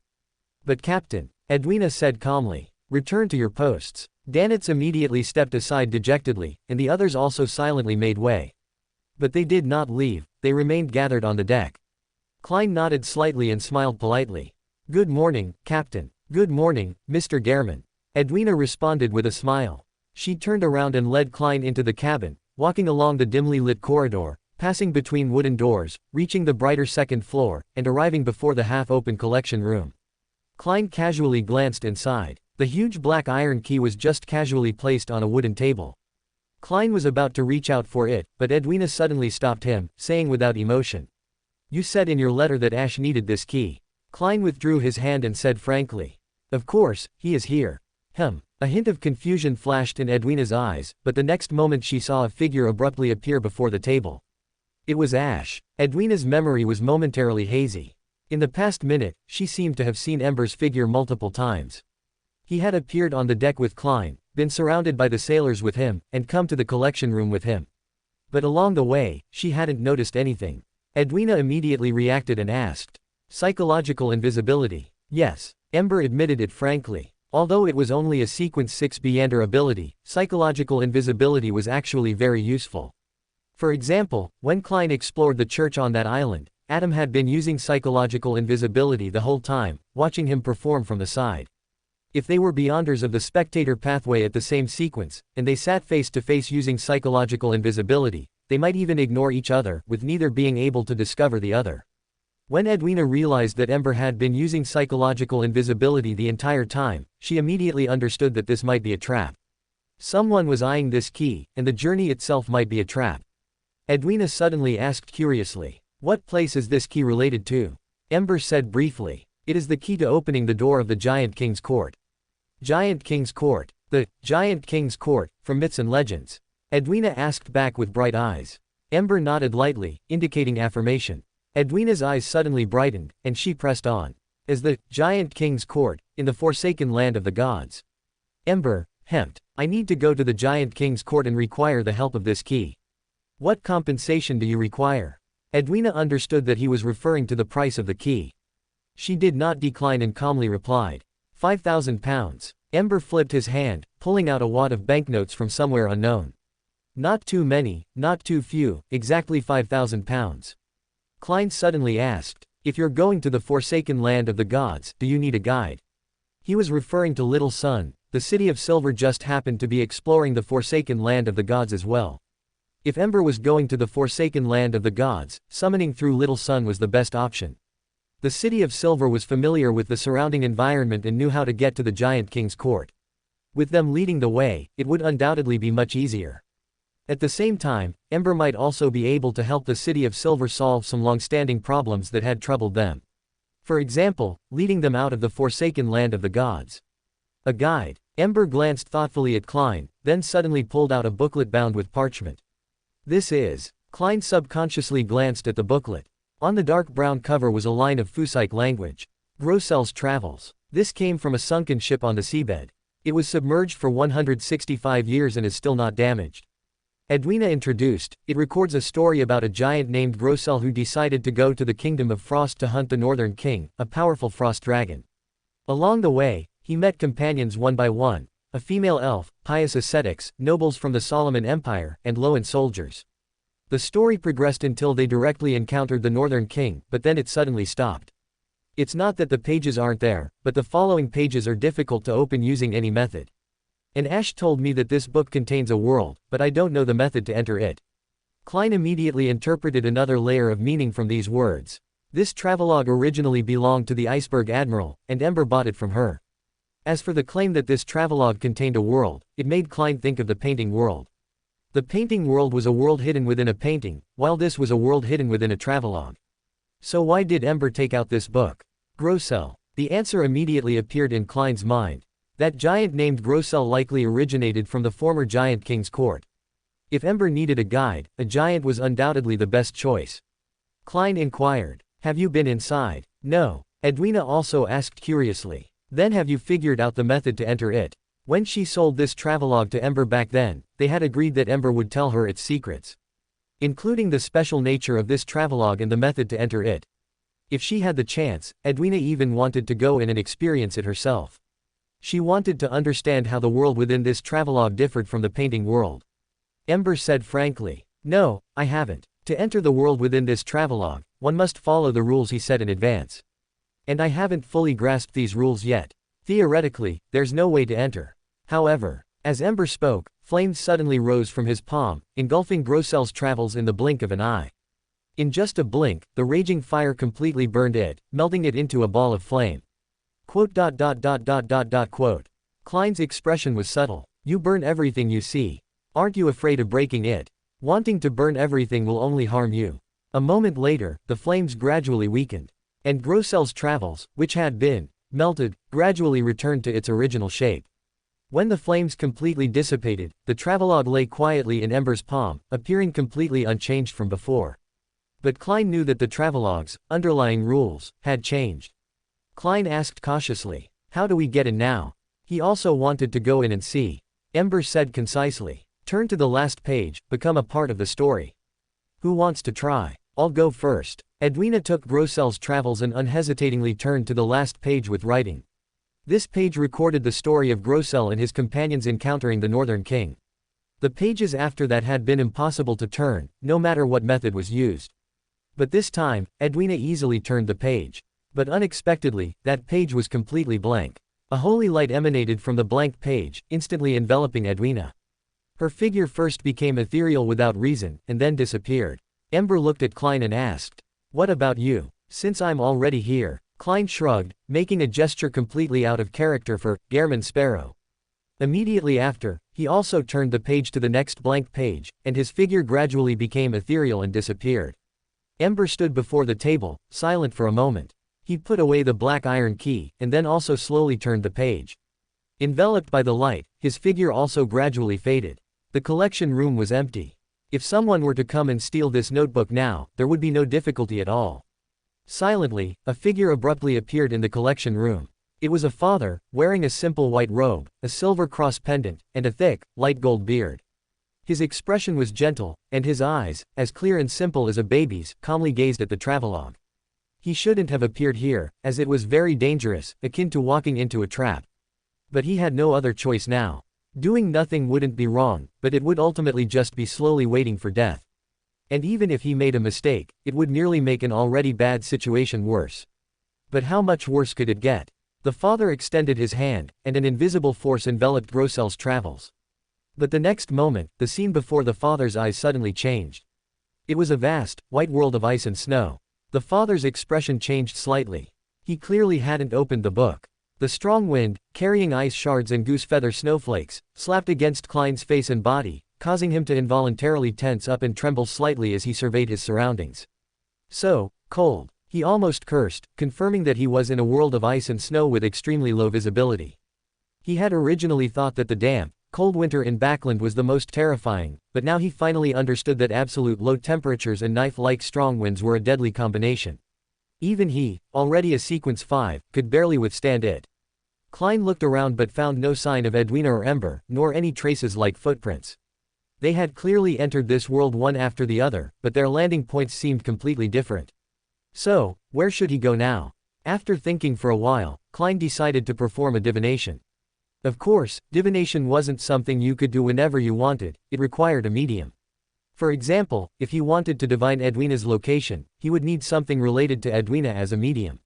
For instance, Edwina's clothes, weapons, or even cosmetics. These items carried Edwina's aura and could therefore be used for divination. But the most effective mediums were her blood or hair. These belonged to Edwina herself, making the divination more accurate. But Klein had none of these, so he couldn't divine Edwina's location. However, he could choose to divine Ember's location. Thinking this, Klein took out a soul Ember. Ember, who had been burned to ash, didn't have luxurious things like blood or hair. Soul Ember was a part of his body. Ember's location. Klein spoke softly, placing the soul Ember on the tip of his cane. He was preparing to use the cane divination method. The cane divination method was one of the most common divination methods, similar to pendulum divination and dream divination. However, the cane divination method's original and most practical use was for finding objects. Only a seer could use it to find people. The result came quickly. Klein did not hesitate. Stepping through the thick snow under the gloomy sky, he quickly moved through the raging wind, divining again from time to adjust his direction, as Ember wouldn't wait for him in one place. After trekking through the heavy snow for nearly an hour, Klein held onto his hat and lifted his cane. Following the divination's guidance, he found his way to the front of a mountain peak. Rounding a huge rock covered in a thick layer of ice, he saw a dark, secluded cave entrance guarded by a woman holding a simple, ancient bow and arrows. This woman had soft, lustrous black hair tied back in a simple ponytail. Her facial features were very gentle, unlike anyone from any country on the North Continent. She was wearing a brown, ancient-style hunter coat and trousers, and her keen intuition caused her to cast her gaze over. Seeing her slightly pointed ears and combining it with the content of Grossel's travels, Klein immediately knew her identity. The female elf who first met the giant Grossel, name unknown. And by finding this elf, he had found Grossel. In other words, he had found the right place. Chapter 287, Play is Play, Trouble is Trouble. As Klein discovered the elf, the other party also discovered him. As soon as he approached, the female elf raised her longbow without hesitation, the arrowhead knocked on it flashing with flowing silver-white electric light. Accompanied by the sound of the ground shaking, a rumbling voice came from inside the cave. "Who are you? Why have you come to Grossel's camp?" Klein raised his hands high and said frankly, "I'm here to find my companions, Ash and Edwina." As he spoke, the figure that made the ground shake walked out of the cave, and Klein also saw his full appearance clearly. That was a giant at least 4 meters tall. This giant had gray-blue skin, wrapped in thick beast fur around his chest, abdomen, and waist, while the rest of his body was exposed, even his feet lacked protection. He leaned on a giant sword wider than a human door panel, looking down at Klein with his iconic vertical single eye. Beside Grossel, Iceberg Admiral, Edwina, wearing a complex shirt and dark trousers, spoke up. "Grossel, this is my companion." Grossel's large mouth split open, and he asked happily, "Are you also here to deal with Eurasian?" Eurasian. Klein was momentarily unsure how to answer. At this moment, he saw Edwina, standing in the giant's shadow, give him a look, signaling him to give a positive answer. "Eurasian is equal to Northern King." Klein replied thoughtfully in a low voice. "Yes. Haha, then we are friends." Grossel laughed heartily. "Come into the camp, we are about to go to war with Eurasian, that evil dragon." So enthusiastic and kind. But whether in church texts or the myths of the City of Silver, giants are extremely destructive and violent creatures. Well, anything is possible in a book, it just depends on whether the author can make it work. Klein nodded lightly and followed Grossel towards the spacious cave. Upon entering the cave, Klein immediately saw 4 figures. One of them was Ember, and the other 3 were dressed in a very distinctive manner. One was a middle-aged man wearing an extremely simple white robe, his back to the fire, facing the stone wall, eyes closed, concentrating on prayer. He had wrinkles but didn't look old.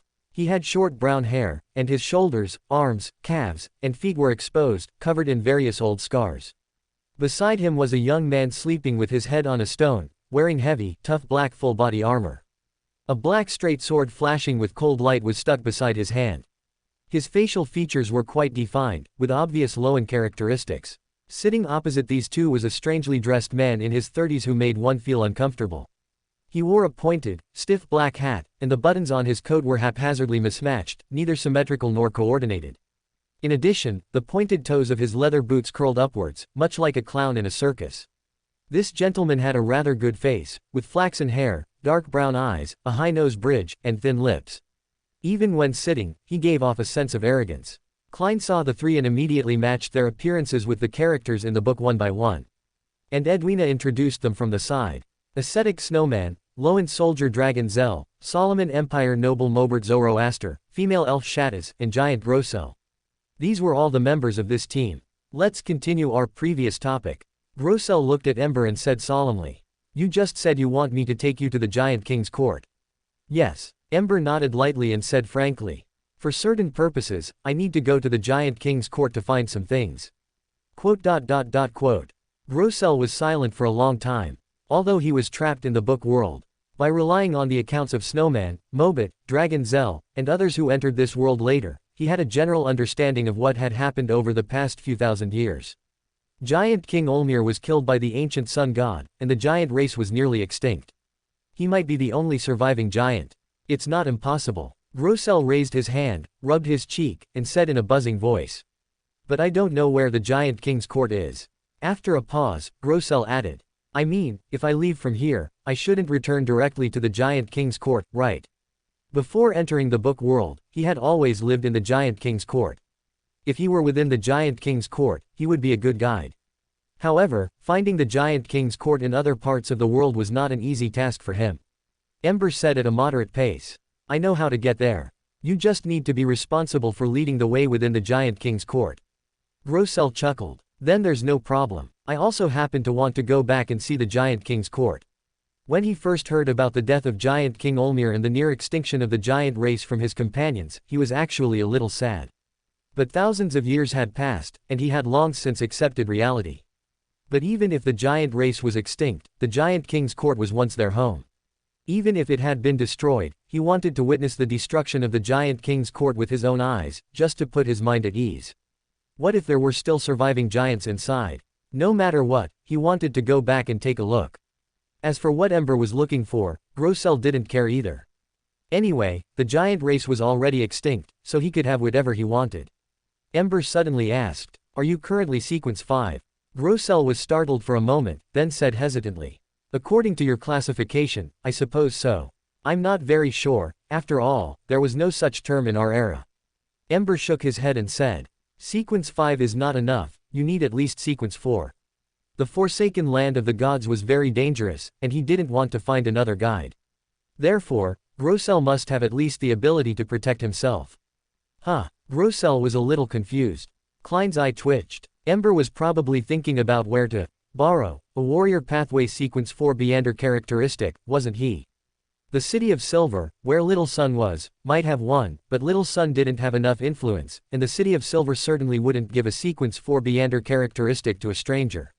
In the remaining channels, Edwina thought for a moment and said in a calm tone, "The Fasak Empire's Sonia Sea Fleet is stationed on Sunia Island. The commander of the Sonia Sea Fleet is Yegor Einhorn. He is an admiral of the Fasak Empire and also the captain of the fleet flagship, Nepos." Klein had a realization. Is he a demigod of the warrior pathway? He knew a ruined kingdom navy admiral, Amiros Lit. The other party was also the supreme commander of the Central Sonia Sea Navy, a true demigod. Correspondingly, the possibility of the Fasak Empire's navy admiral not being a demigod was very small. Edwina shook her head gently and explained, "No, Yegor Einhorn is a member of the Fasak Empire's royal family. Members of this family are all from the Hunter pathway." "Then why did you mention him?" Klein was a little puzzled. Edwina explained unhurriedly, "Even for the vast Fasak Empire, Sunia Island is a large diocese. In order to spread faith and also to support the Sonia Sea Fleet, the Church of the God of War will have a demigod-level archbishop permanently stationed on Sunia Island. Ember was thoughtful. The god of combat was originally a true god of the giant pathway, and the followers of the Church of the God of War were naturally mostly beyonders of the giant pathway, and their archbishop was no exception. If Ember wanted to borrow a giant pathway sequence 4 Beander characteristic, the Church of the God of War was the best choice. And the reason Edwina mentioned Yegor Einhorn was also simple. The Archbishop of the Church of the God of War would support the Sonia Sea Fleet, and vice versa. If the Archbishop of the Church of the God of War was attacked, Yegor Einhorn would definitely provide support immediately. In other words, if they were to make a move on either of them, they would have to be prepared to face 2 demigods simultaneously. A hint of realization also flashed in Klein's eyes. This also means that if Ember wants to obtain a giant pathway sequence 4 Beander characteristic, he will be forced to also take an extra hunter pathway Beander characteristic. Klein, skied. No other meaning, just felt that the Fasak Empire was quite miserable, losing 2 demigods for no reason. But this had nothing to do with Klein, after all, he wasn't a Fasak person. 7. Grossel also heard that they wanted to help him find a sequence 4 Beander characteristic, and said with some hesitation. Is this necessary? I don't think I can afford the corresponding price. Ember didn't care and said calmly. Just consider it payment for you leading the way. Grossel scratched his head, but wasn't helping him defeat Northern King, Eurasian and taking him back to the Giant King's court already payment. Grossel hesitated for a moment and asked. Then how about I tell you about my past experiences? Seeing that Ember didn't object, Grossel began. Before entering this book, I lived in the Giant King's court, and was one of the keepers of the decaying forest. Only our king could enter there. It is said that his father and mother are buried there, who are the origin of our giant race. Klein had a realization and was about to ask for more details. But before he could speak, Edwina preemptively asked. Grossel, what did this book look like when you got it? Grossel recalled for a moment and said. It had nothing, it was like a blank book waiting to be filled. I had previously guessed that Grossel might be a character entirely from the book. Klein pondered for a few seconds, while Grossel had already begun to continue explaining more details about the Giant King's court. For example, Giant King Olmir's wife was harvest goddess Omi Bella, and his children were god of Dawn Badhill and god of honor Brattle. Another example is the royal court hunters, who were the most elite troops of the Giant King's court. The leader of the royal court hunters was Light Slayer, Mergen. He had received a blessing from the Giant King, so his own strength was above that of other giant demigods, second only to a few subordinate gods. The Giant King's court was indeed very strong back then. Klein couldn't help but feel a little emotional. He had previously heard Little Sun talk about some information regarding the Giant King's court. He was not unfamiliar with the information about the few subordinate gods, but Little Sun had no way of knowing more details about the Giant King's court. After all, Little Sun only had a slight understanding of the Giant King's court, from the records in the City of Silver's texts. He certainly didn't know as much as Grossel, who had once lived in the Giant King's court. For example, Little Sun had never mentioned the existence of the royal court hunters. And according to Grossel's description, there were over 30 demigods belonging solely to the royal court hunters. This number was far higher than the current 7 gods churches. For example, among the 13 archbishops and 9 senior deacons at the top level of the Church of the Night, at least half were below sequence 4. For example, the former archbishop in Zhangwil defected because he failed to advance to sequence 4. And the other churches should be roughly the same. In other words, the number of demigod-level existences corresponding to the 7 gods churches is probably only about 10. The number of demigods in the Giant King's court was equivalent to that of 3 7 gods churches combined. If corresponding to the angel level, it was also 3 times. Because openly, each of the 7 gods churches only had 1 angel, which was the triple crown of the major churches. It can only be said that they were indeed one of the strongest Beander races in the past. Grossel stopped, feeling a little embarrassed. That's all I know. He didn't think this information was enough to pay for a sequence 4 Beander characteristic. He didn't even doubt whether Ember was tricking him, for example, whether Ember actually had the ability to kill a demigod, especially under the siege of 2 demigods. During their conversation, Shattaz, Mobit, and the others did not interrupt. Seeing that their conversation had come to an end, Klein turned his head to look at Mobert Zoroaster and said, "Do you know the blasphemer, Amen?" Blasphemer refers to the entire Amen family. They are the sworn enemies of us Zoroasters. It is said that they have a very powerful and terrifying ancestor, whom even Lord Ouroboros and Lord Medici regard highly and are even somewhat afraid of, but no one knows his specific name, Mobit introduced in detail. Ouroboros, Medici.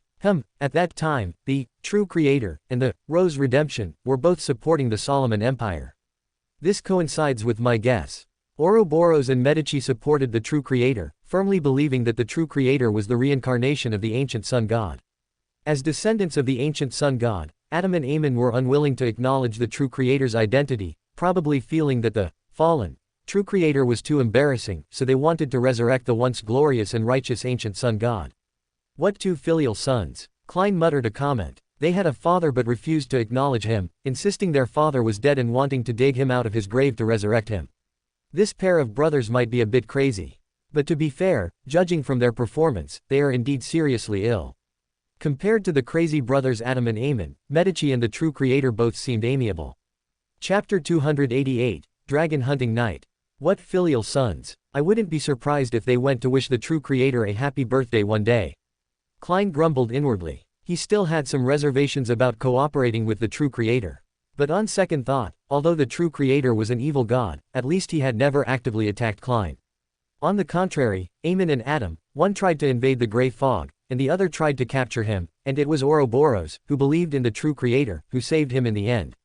Compared to these two brothers, the true creator was simply a great benevolent being. Klein pondered for a while and immediately asked, "Then have you heard of the name Saussurier? Among the 8 kings of angels, 3 rebelled, 2 were loyal, and there were 2 filial sons." Everyone's position was very clear, but the dark angel, Saussurier, left no words in history.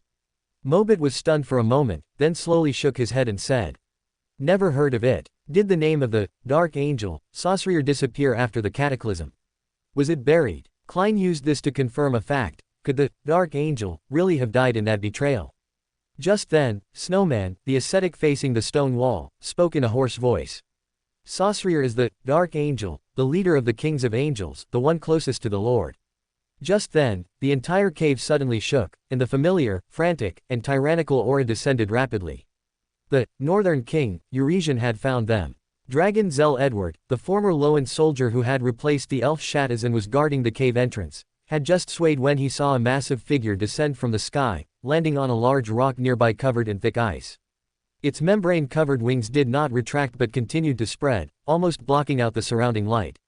The ethereal scales, like condensed ice crystals, and the extremely violent azure dragon eyes were the first things that entered Dragon Zell's vision. He instinctively sensed danger and immediately raised his iron-black straight sword, leaping to the side and rolling away from his original position.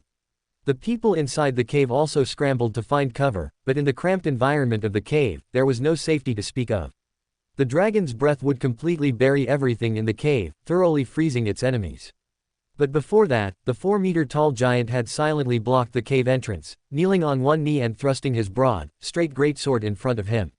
The light of dawn spread out, forming an illusory wall to protect everyone behind him. There was a reason they dared to choose the cave as a shelter. Almost at the same time everyone was on high alert. The northern king, Eurasian, the frost dragon, opened its mouth and let out a deafening roar. Rather than a roar, it's more like a scream. And why isn't it breathing? This thought flashed through Grossel's mind, and he almost subconsciously raised his head to look at the dragon. Behind the dragon covered in shimmering ice-blue ethereal scales, a black shadow was rapidly approaching. They were 2 knights wearing black armor with their faces covered by masks. One of the knights leapt into the air, the ringed mark on his chest burning fiercely, and the scorching flames filled the longsword in his hand, drawing a fiery red semicircle in the air. Crack! Beneath the melting flames, layers of ice crystals vanished, the ethereal scales cracked, and the longsword slashed across the dragon's head, causing it to let out a deafening scream. Pale blue blood flowed out and quickly froze, and the frost dragon's ugly head shook wildly, revealing a terrifying wound extending from its back all the way to its head, almost tearing it apart.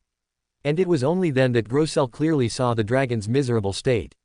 Aside from the newly added wound, there were more scars on its body. Especially its tail, the thick and powerful dragon tail had disappeared, leaving only an ugly scar covered in ice crystals. Amidst the dragon's screams, it didn't dare to stay for a moment, flapping its membrane-covered wings and flying away. It was clearly not coming for Grossel and the others, it was merely passing by. Who is that? Grossel stared at this scene in a daze, somewhat confused. Are there others in this world who can chase and fight the Northern King? Like Grossel, Klein also saw the black armored knight and immediately recognized his identity.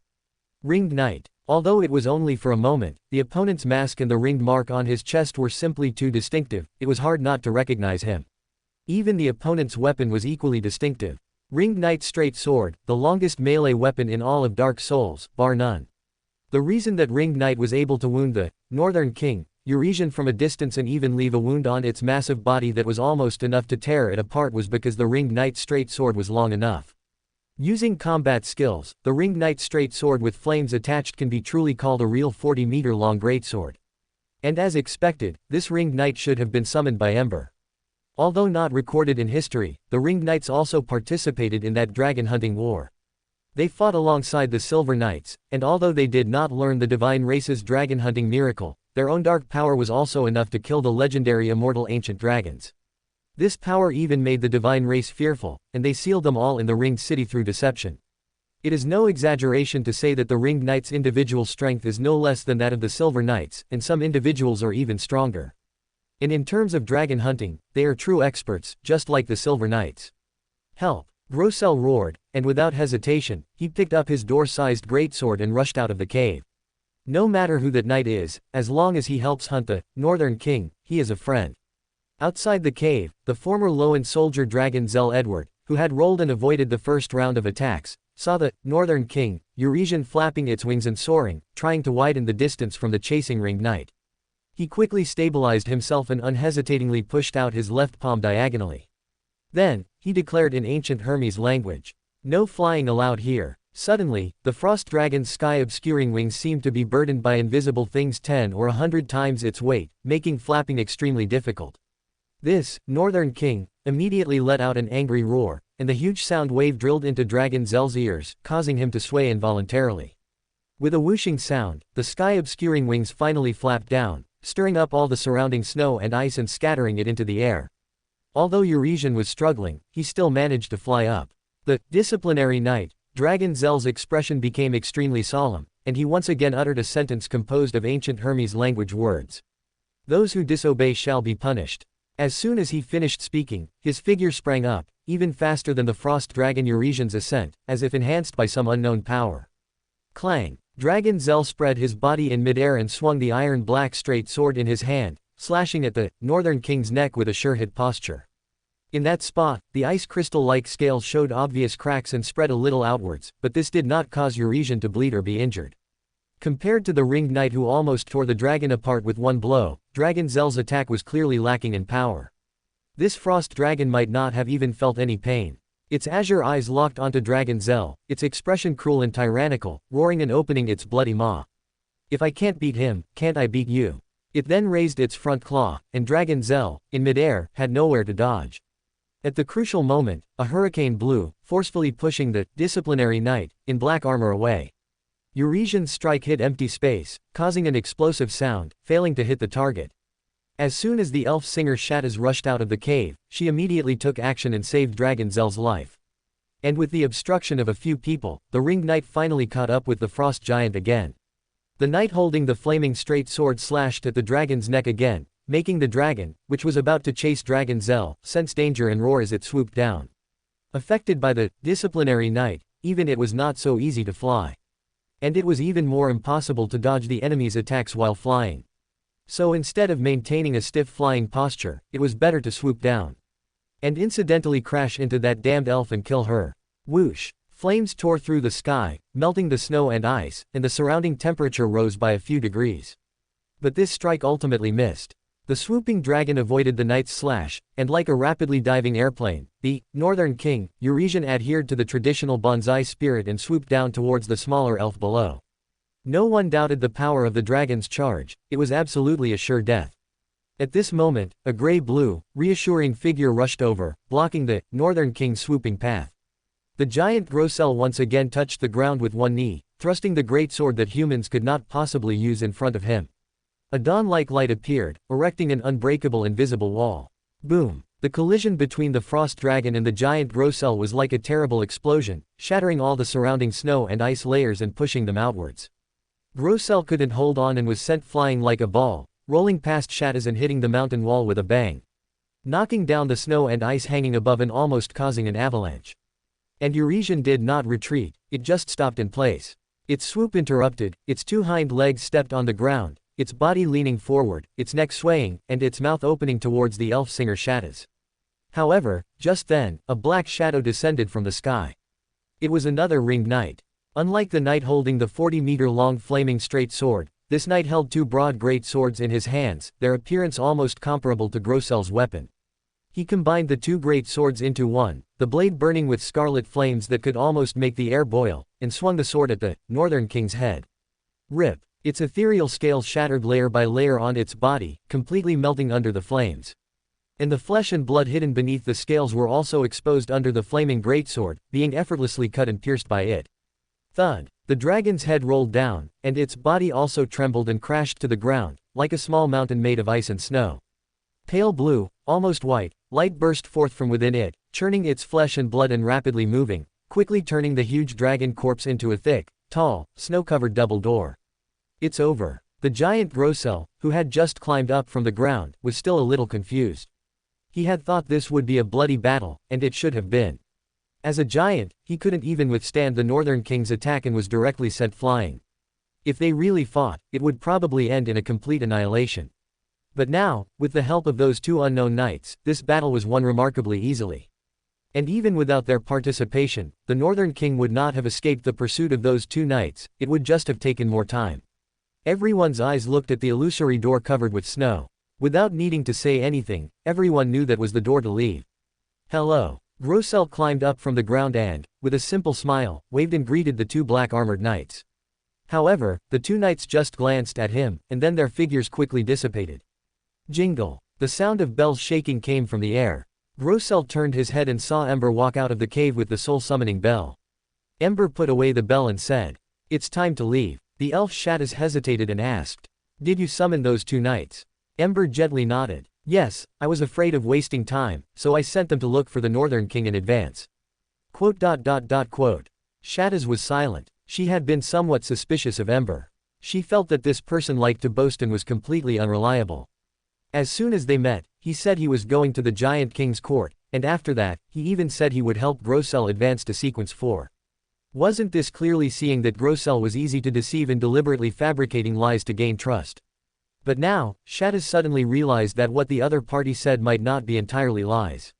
Anyway, let's leave first. Grossel seemed afraid that they would argue and quickly urged them, walking quickly towards the door. Klein walked forward and looked around, finding that the pale blue blood previously shed by the Northern King was completely gone, as if it had never existed. Indeed, a materialized, almost real monster. Klein lagged behind, watching Grossel take a few steps forward, slightly bending his back, and pressing his palms against the door. Ember did not stop him, but instead raised his hand and flicked a wisp of flame towards the door. Suddenly, the door that was originally covered in snow burst into flames, turning into a flaming door in the blink of an eye. This. Grossel looked back at Ember with some confusion. Ember didn't explain, just said, "Just in case, open the door." This giant didn't doubt much and forcefully pushed open the snow-covered door. Silently, everything the people saw became illusory, then transparent, and disappeared. Rows of brown-yellow bookshelves soon appeared before their eyes, and the orange-yellow sun that had set below the sea level outside the window appeared. A table with a pen, ink bottle, and paper appeared. Chapter 289, Price. Several people looked towards the center of the table almost simultaneously, where a book bound with yellowish-brown parchment lay open. Rustle. The book flipped open due to an invisible wind, arriving at the last page. Klein and the others then saw the ending. With the help of the brave ringed knight during the ancient dragon hunting war, Grossel fulfilled his promise and led his teammates to kill the Northern King Eurasian, but their story is not yet over. The story will continue. Mobert Zoroaster, a noble from the Solomon Empire of the Fourth Epoch, skied, his tone slightly displeased. "It sounds as if our fate is still in its grasp. Shatas, where do you want to go next?" Mobit said, suddenly turning his head to ask the elf singer. Shatas's gaze suddenly became lost for several seconds, then she said firmly, "I." Before she could finish, she suddenly saw Mobit ignite. He had truly ignited, in the literal sense. Warm flames completely engulfed his body, leaving only a blurry figure visible through the fire. Shadis subconsciously reached out to touch, only to find her own body also covered in flames. Shadis's heart tightened. Looking around, she realized that not only her, but also the Loan soldier Dragon Zell, the ascetic snowman, and the giant Grossel were all igniting at the same time. In contrast, Ember and the other two remained normal. Mobit stopped Shadis, who was about to react violently. He looked at Ember in confusion and asked, "What's going on?" Although his body was covered in flames, he didn't feel any pain. Instead, there was a warmth as if he was being healed. And the anomaly on their bodies was clearly related to Ember. He was the one who turned the ice and snow door into a fire door at the last moment. Ember took out the Yorshka's chime and said calmly, "The warm fire can provide continuous healing, ensuring you don't die for now." Mobit's heart sank. He pressed on. "What do you mean, don't die for now?" Ember countered. "How long have you lived in the book?" Mobit instantly fell silent. He clearly understood. Normally, although Sequence 5 Beyonders have a longer lifespan than ordinary people, it's only slightly longer. Unless they are Beyonders or extraordinary creatures from special pathways like the Sanguine, living for 100 or 200 years is already the limit. He was trapped in that book during the Fourth Epoch, which was even the era of the Solomon Empire. But now it is the year 1350 of the Fifth Epoch, meaning he has lived for at least 1350 years. Compared to him, Grossel and Shadis have lived even longer. They were already trapped in the book during the Second Epoch, having lived for at least 3,000 years. Snowman was slightly later, but he was also trapped in the book in the early Third Epoch, having lived for nearly or even over 3,000 years. Even for Dragon Zell, the latest among them to enter Grossel's travels, it has been over 100 years since he was trapped in the book. Under normal circumstances, they should have died long ago, perhaps even their corpses turned into a mound of yellow earth. It only guarantees temporary non-death. Shadis murmured softly. Although she didn't know the pathway this Beyander ability belonged to, any ability has its limits. The moment this Beyander ability fails, they might face their own death. Mobit. Shadis called softly, Shut up. Mobit forcefully interrupted her, staring intently at Ember, and said in a deep voice. You can save us, right? What price do we have to pay? Ember had known all of this for a long time, knowing that they would die once they left the world within the book. That's why he could prepare in advance and temporarily save their lives with that unknown Beyander ability. But the other party's purpose in entering the world within the book was to have Grossel act as their guide to explore the Giant King's court. Therefore, the other party must have a way to save them, at least they have the ability to save Grossel. And since they can save Grossel, saving them is just a matter of convenience. But the other party didn't do so, which can only mean that the price they paid wasn't enough. Even the giant Grossel realized this and spoke with a buzzing voice. Ash, they are our companions. Ember didn't deny it and stated frankly. This matter is actually very simple. Any god can save you. You can try praying to the god you believe in. Mobit countered. Do you think the god we believe in is still alive? He believed in the Black Emperor Solomon, but Solomon had already died permanently with the demise of the Solomon Empire. Shadis believed in Elven King Suniasolam, and Grossel believed in Giant King Olmir.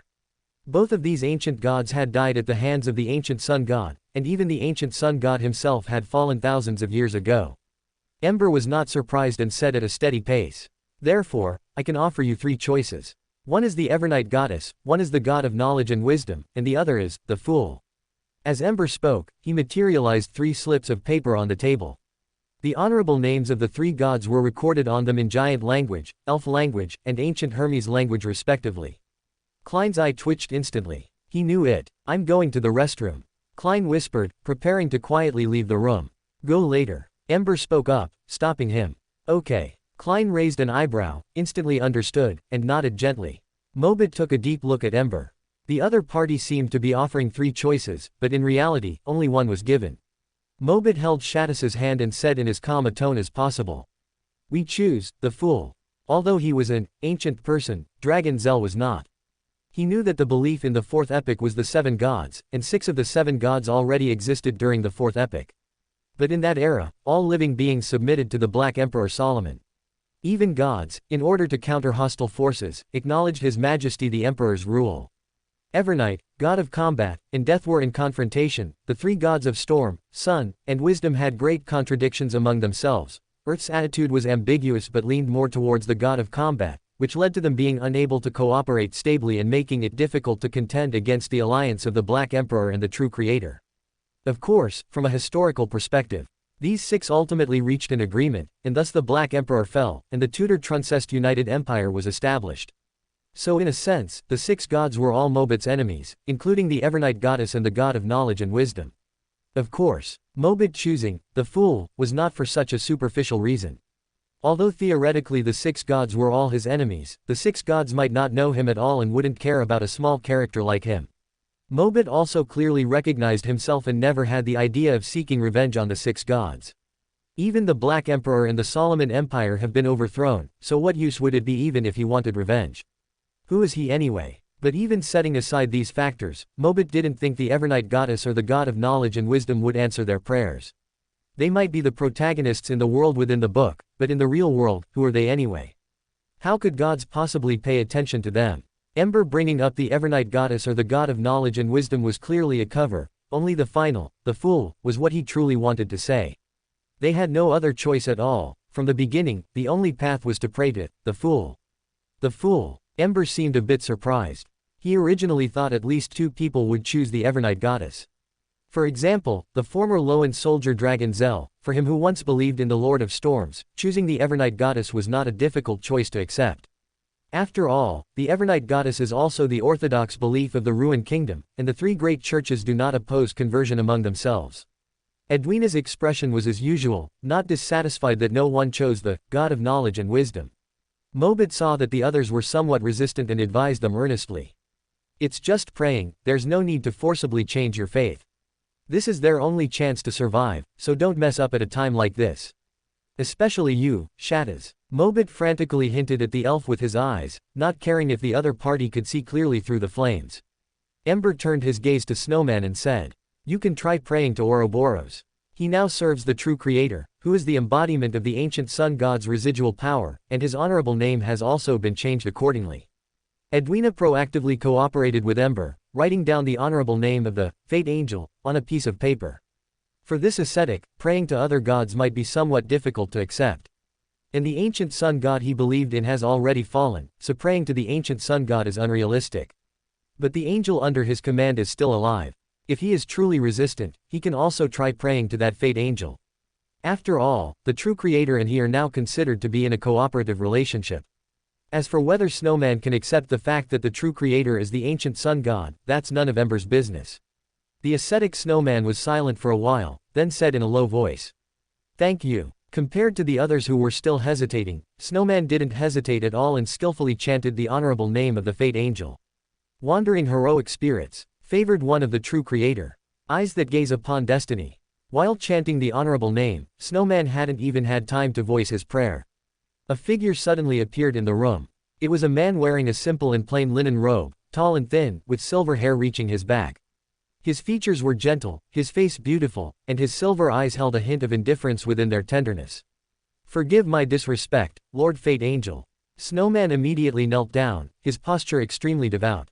Because he recognized the man before him as the Fate Angel, who served by the Master's side. For most people, when mentioning the 8 kings of angels, their first reaction is, Angel of Imagination, Adam and Time Angel, Amen. But for devout believers, they know very well that among the 8 kings of angels, the one the Master trusts most is the Dark Angel, Sasrir. He is the leader of the kings of angels, the left hand of God, the vice-regent of heaven, the one closest to the Master. And besides that, the one the Master trusts most is the Fate Angel, Ouroboros. Even if everyone else betrays him, these two will definitely serve by the Master's side. So he determined almost instantly that the true creator was the embodiment of the ancient sun god. Ouroboros's gaze swept indifferently over the people in the room, not even lingering on Snowman for a moment but instead looking towards Ember. He seemed to hesitate for a moment, then suddenly nodded slightly towards Ember. The next second, he and the devout Snowman disappeared simultaneously. As if they had never appeared. Mobit's expression shifted slightly, feeling conflicted.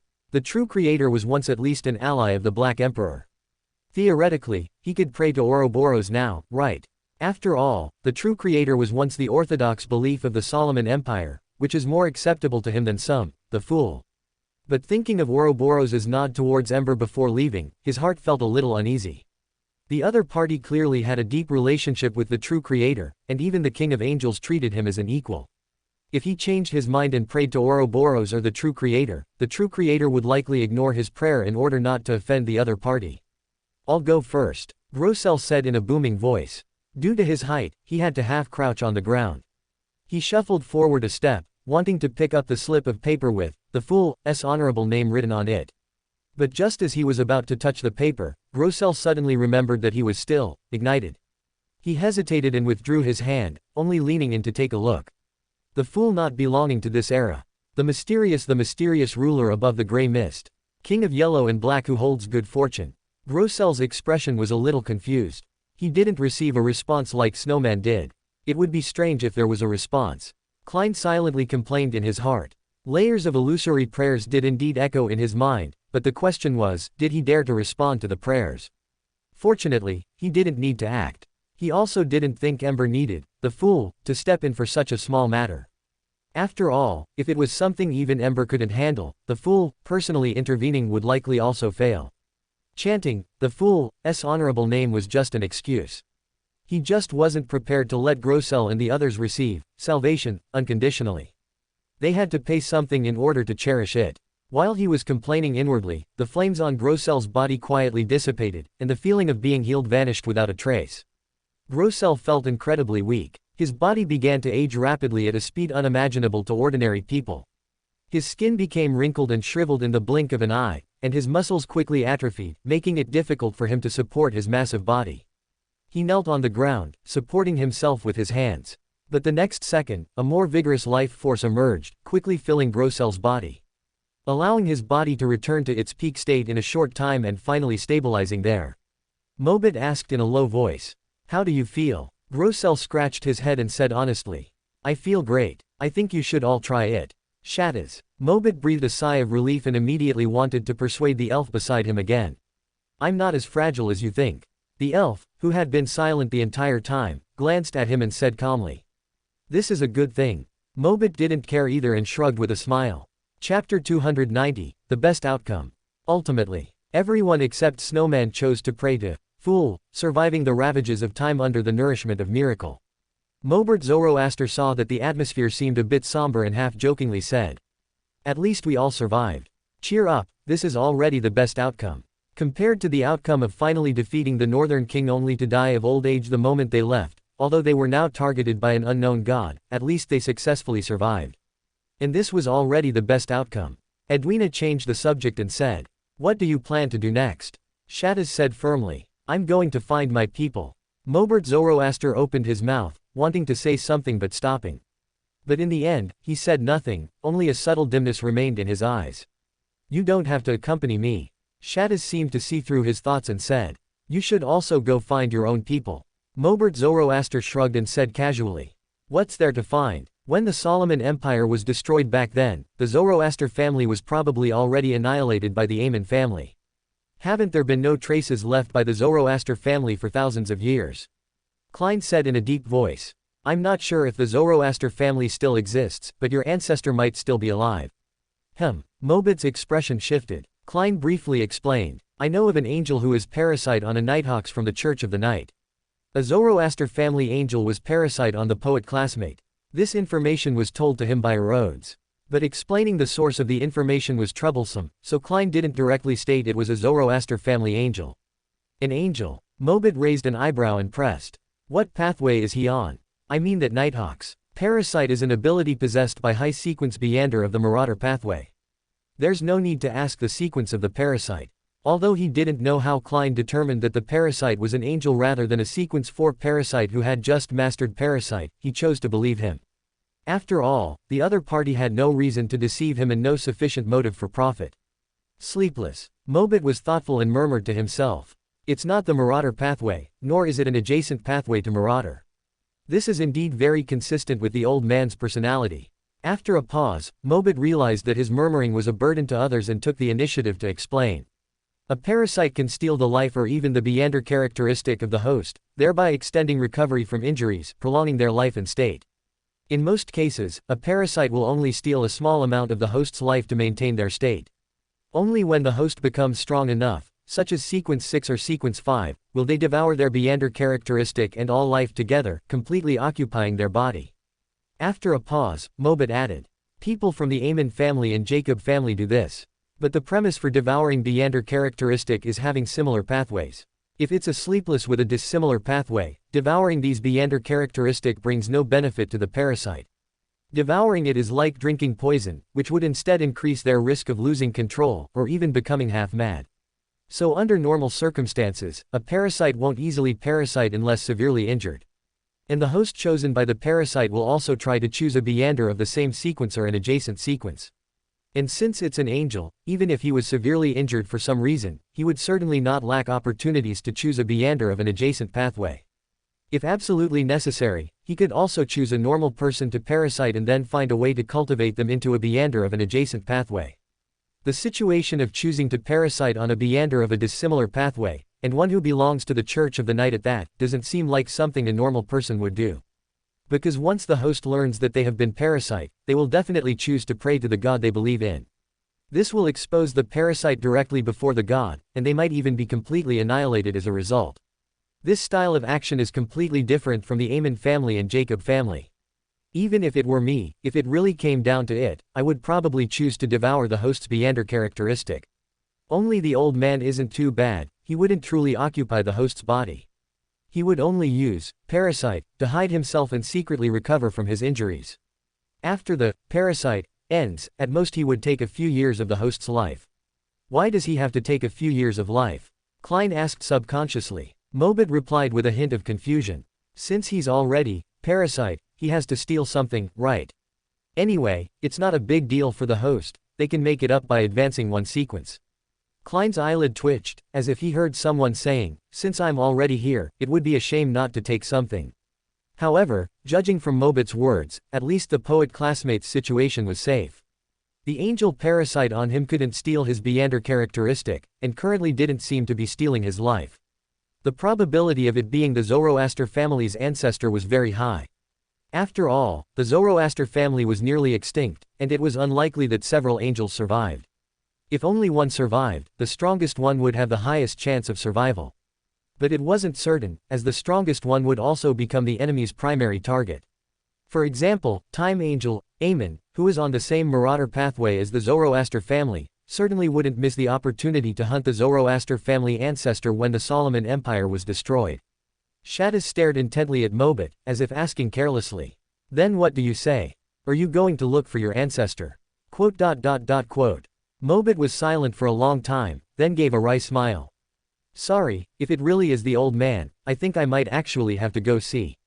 Shaddis was clearly a bit disappointed, but still maintained an indifferent look, even retorting reproachfully. Why are you apologizing to me? What does it have to do with me? Mobit smiled bitterly and remained silent. He had learned his lesson in this regard and did not speak. Dragon Zell, who had been silent all along, also spoke. I want to go back to Backland to see. Klein looked at the former Loan soldier. He was also once a Lonus, at least 165 years ago. He had previously asked the Edward family living at 18 de Lahel Street in the North District in the book world, but unfortunately, Klein couldn't answer him, because there was no North District in Backland now. Klein deliberately spoke in a hoarse voice. You can follow me temporarily. I know a captain who can take you to Backland. As Klein spoke, he looked at Mobit and said. The same goes for you. That parasite Nighthawks is also in Backland. Okay. Dragon Zell nodded silently, and Mobit also shrugged. I have no problem either. Edwina looked at Shaddis and said. If you want to find the elf, you can follow me. After the cataclysm, the only remaining settlement for the elf is Sunia Island. Although I've never seen an elf on Sunia Island, and there are no rumors of anyone else seeing elf, there are still many ruins left by the elf there. The next destination for the Golden Dream is to go to Sunia Island to explore these elf ruins. Thank you. Shaddis was silent for a moment, then said softly. Compared to searching aimlessly alone, following Edwina and starting by investigating the elf ruins was clearly a better choice. Edwina might really be going to Sunia Island to explore elf ruins by chance, which was why she brought her along. But Edwina might also have decided to go to Sunia Island after meeting her. In any case, she should say thank you. Klein remained silent. In fact, he had seen the term, West Continent, in Rosal the Great's diary, which was the true hometown of the elf. But this clearly didn't need to be stated by him. Shaddis's understanding of the West Continent should be deeper than his. However, the elf trapped on Sunia Island didn't seem to have made any attempts to return to their hometown. Saying it now would only cause the other party disappointment and unnecessary trouble. Grossel, who was half kneeling on the ground, lowered his head in disappointment and said in a booming voice, "Are we really going to part ways?" Having spent thousands of years together, suddenly realizing they were going to part ways, he felt a bit reluctant for a moment. He didn't suggest going anywhere, because if he were to go, it would be back to the Giant King's court. And he had already promised Ember that he would serve as his guide to the Giant King's court, so where they went was not up to him. Klein comforted him. Parting is for a better reunion. Mobit also smiled and said, "We're just temporarily separating because of our respective goals. It's not like we're dead and will never see each other again. There's nothing to be sad about." After a pause, Mobit said solemnly, "Once I confirm the old man's condition, I'll go to Sunia Island to find you." He stared intently at the elf Shatas, who remained expressionless, seemingly unmoved. But after a long silence, perhaps fearing that her persistent attitude would disappoint the other party, she hesitated and softly, "Amachem." Edwina suddenly looked at Dragon Zell and asked, "Do you still have your ability?" "Yes." Dragon Zell was startled, then nodded. Edwina asked thoughtfully, "Can you test it?" Grossel volunteered, "You can test it on me." Dragon Zell thought for a moment, raised his right hand towards Grossel, pushed forward, and spoke in a low voice in ancient Hermes language. "Imprison." Without a sound, Grossel suddenly stopped. It was as if transparent walls surrounded him, or extremely viscous liquid flowed, making him like an insect in amber, or a prisoner in a cell. Imprison would not harm Grossel himself and could effectively demonstrate his Beander ability. Dragon Zell quickly lifted the "imprison" on Grossel and asked in confusion, "Is there a problem?" "Yes," Edwina said solemnly. "You were just a normal person before entering Grossel's travels. All your Beander characteristic and potion were obtained in the book. Theoretically, everything in the book is false, and you should have returned to reality as a normal person again, but you are still a Beander now, so." Ember spoke. "It's the fool's doing." Edwina was interrupted and glanced at Ember in surprise, but quickly said nothing more and agreed. "It should be." She actually didn't know if it was, but since Ember said it was, then it was. Klein strongly resisted the urge to cover his face and showed no expression. So he had taken on another big responsibility. Although there were no downsides, and he even gained a favor, it felt really awkward. Seeing that the topic had been skipped, Ember spoke again. "Edwina, you settle them down first. I need to leave for a bit." "Okay." Edwina nodded gently, and accompanied by the appearance of illusory pale blue light, Ember's figure disappeared. "Where did he go?" Grossel asked blankly. Klein was silent for a while, then said, "Probably Sunia Island." Shatas asked subconsciously, "What is he going to Sunia Island for?" As soon as she asked, the elf had the answer. His purpose for going to Sunia Island was to hunt the Archbishop of the Church of the God of War. This was a question they had discussed in the book world before. But after experiencing so many things, Ember's bragging in the book world had long been forgotten. But she never expected that he was actually serious.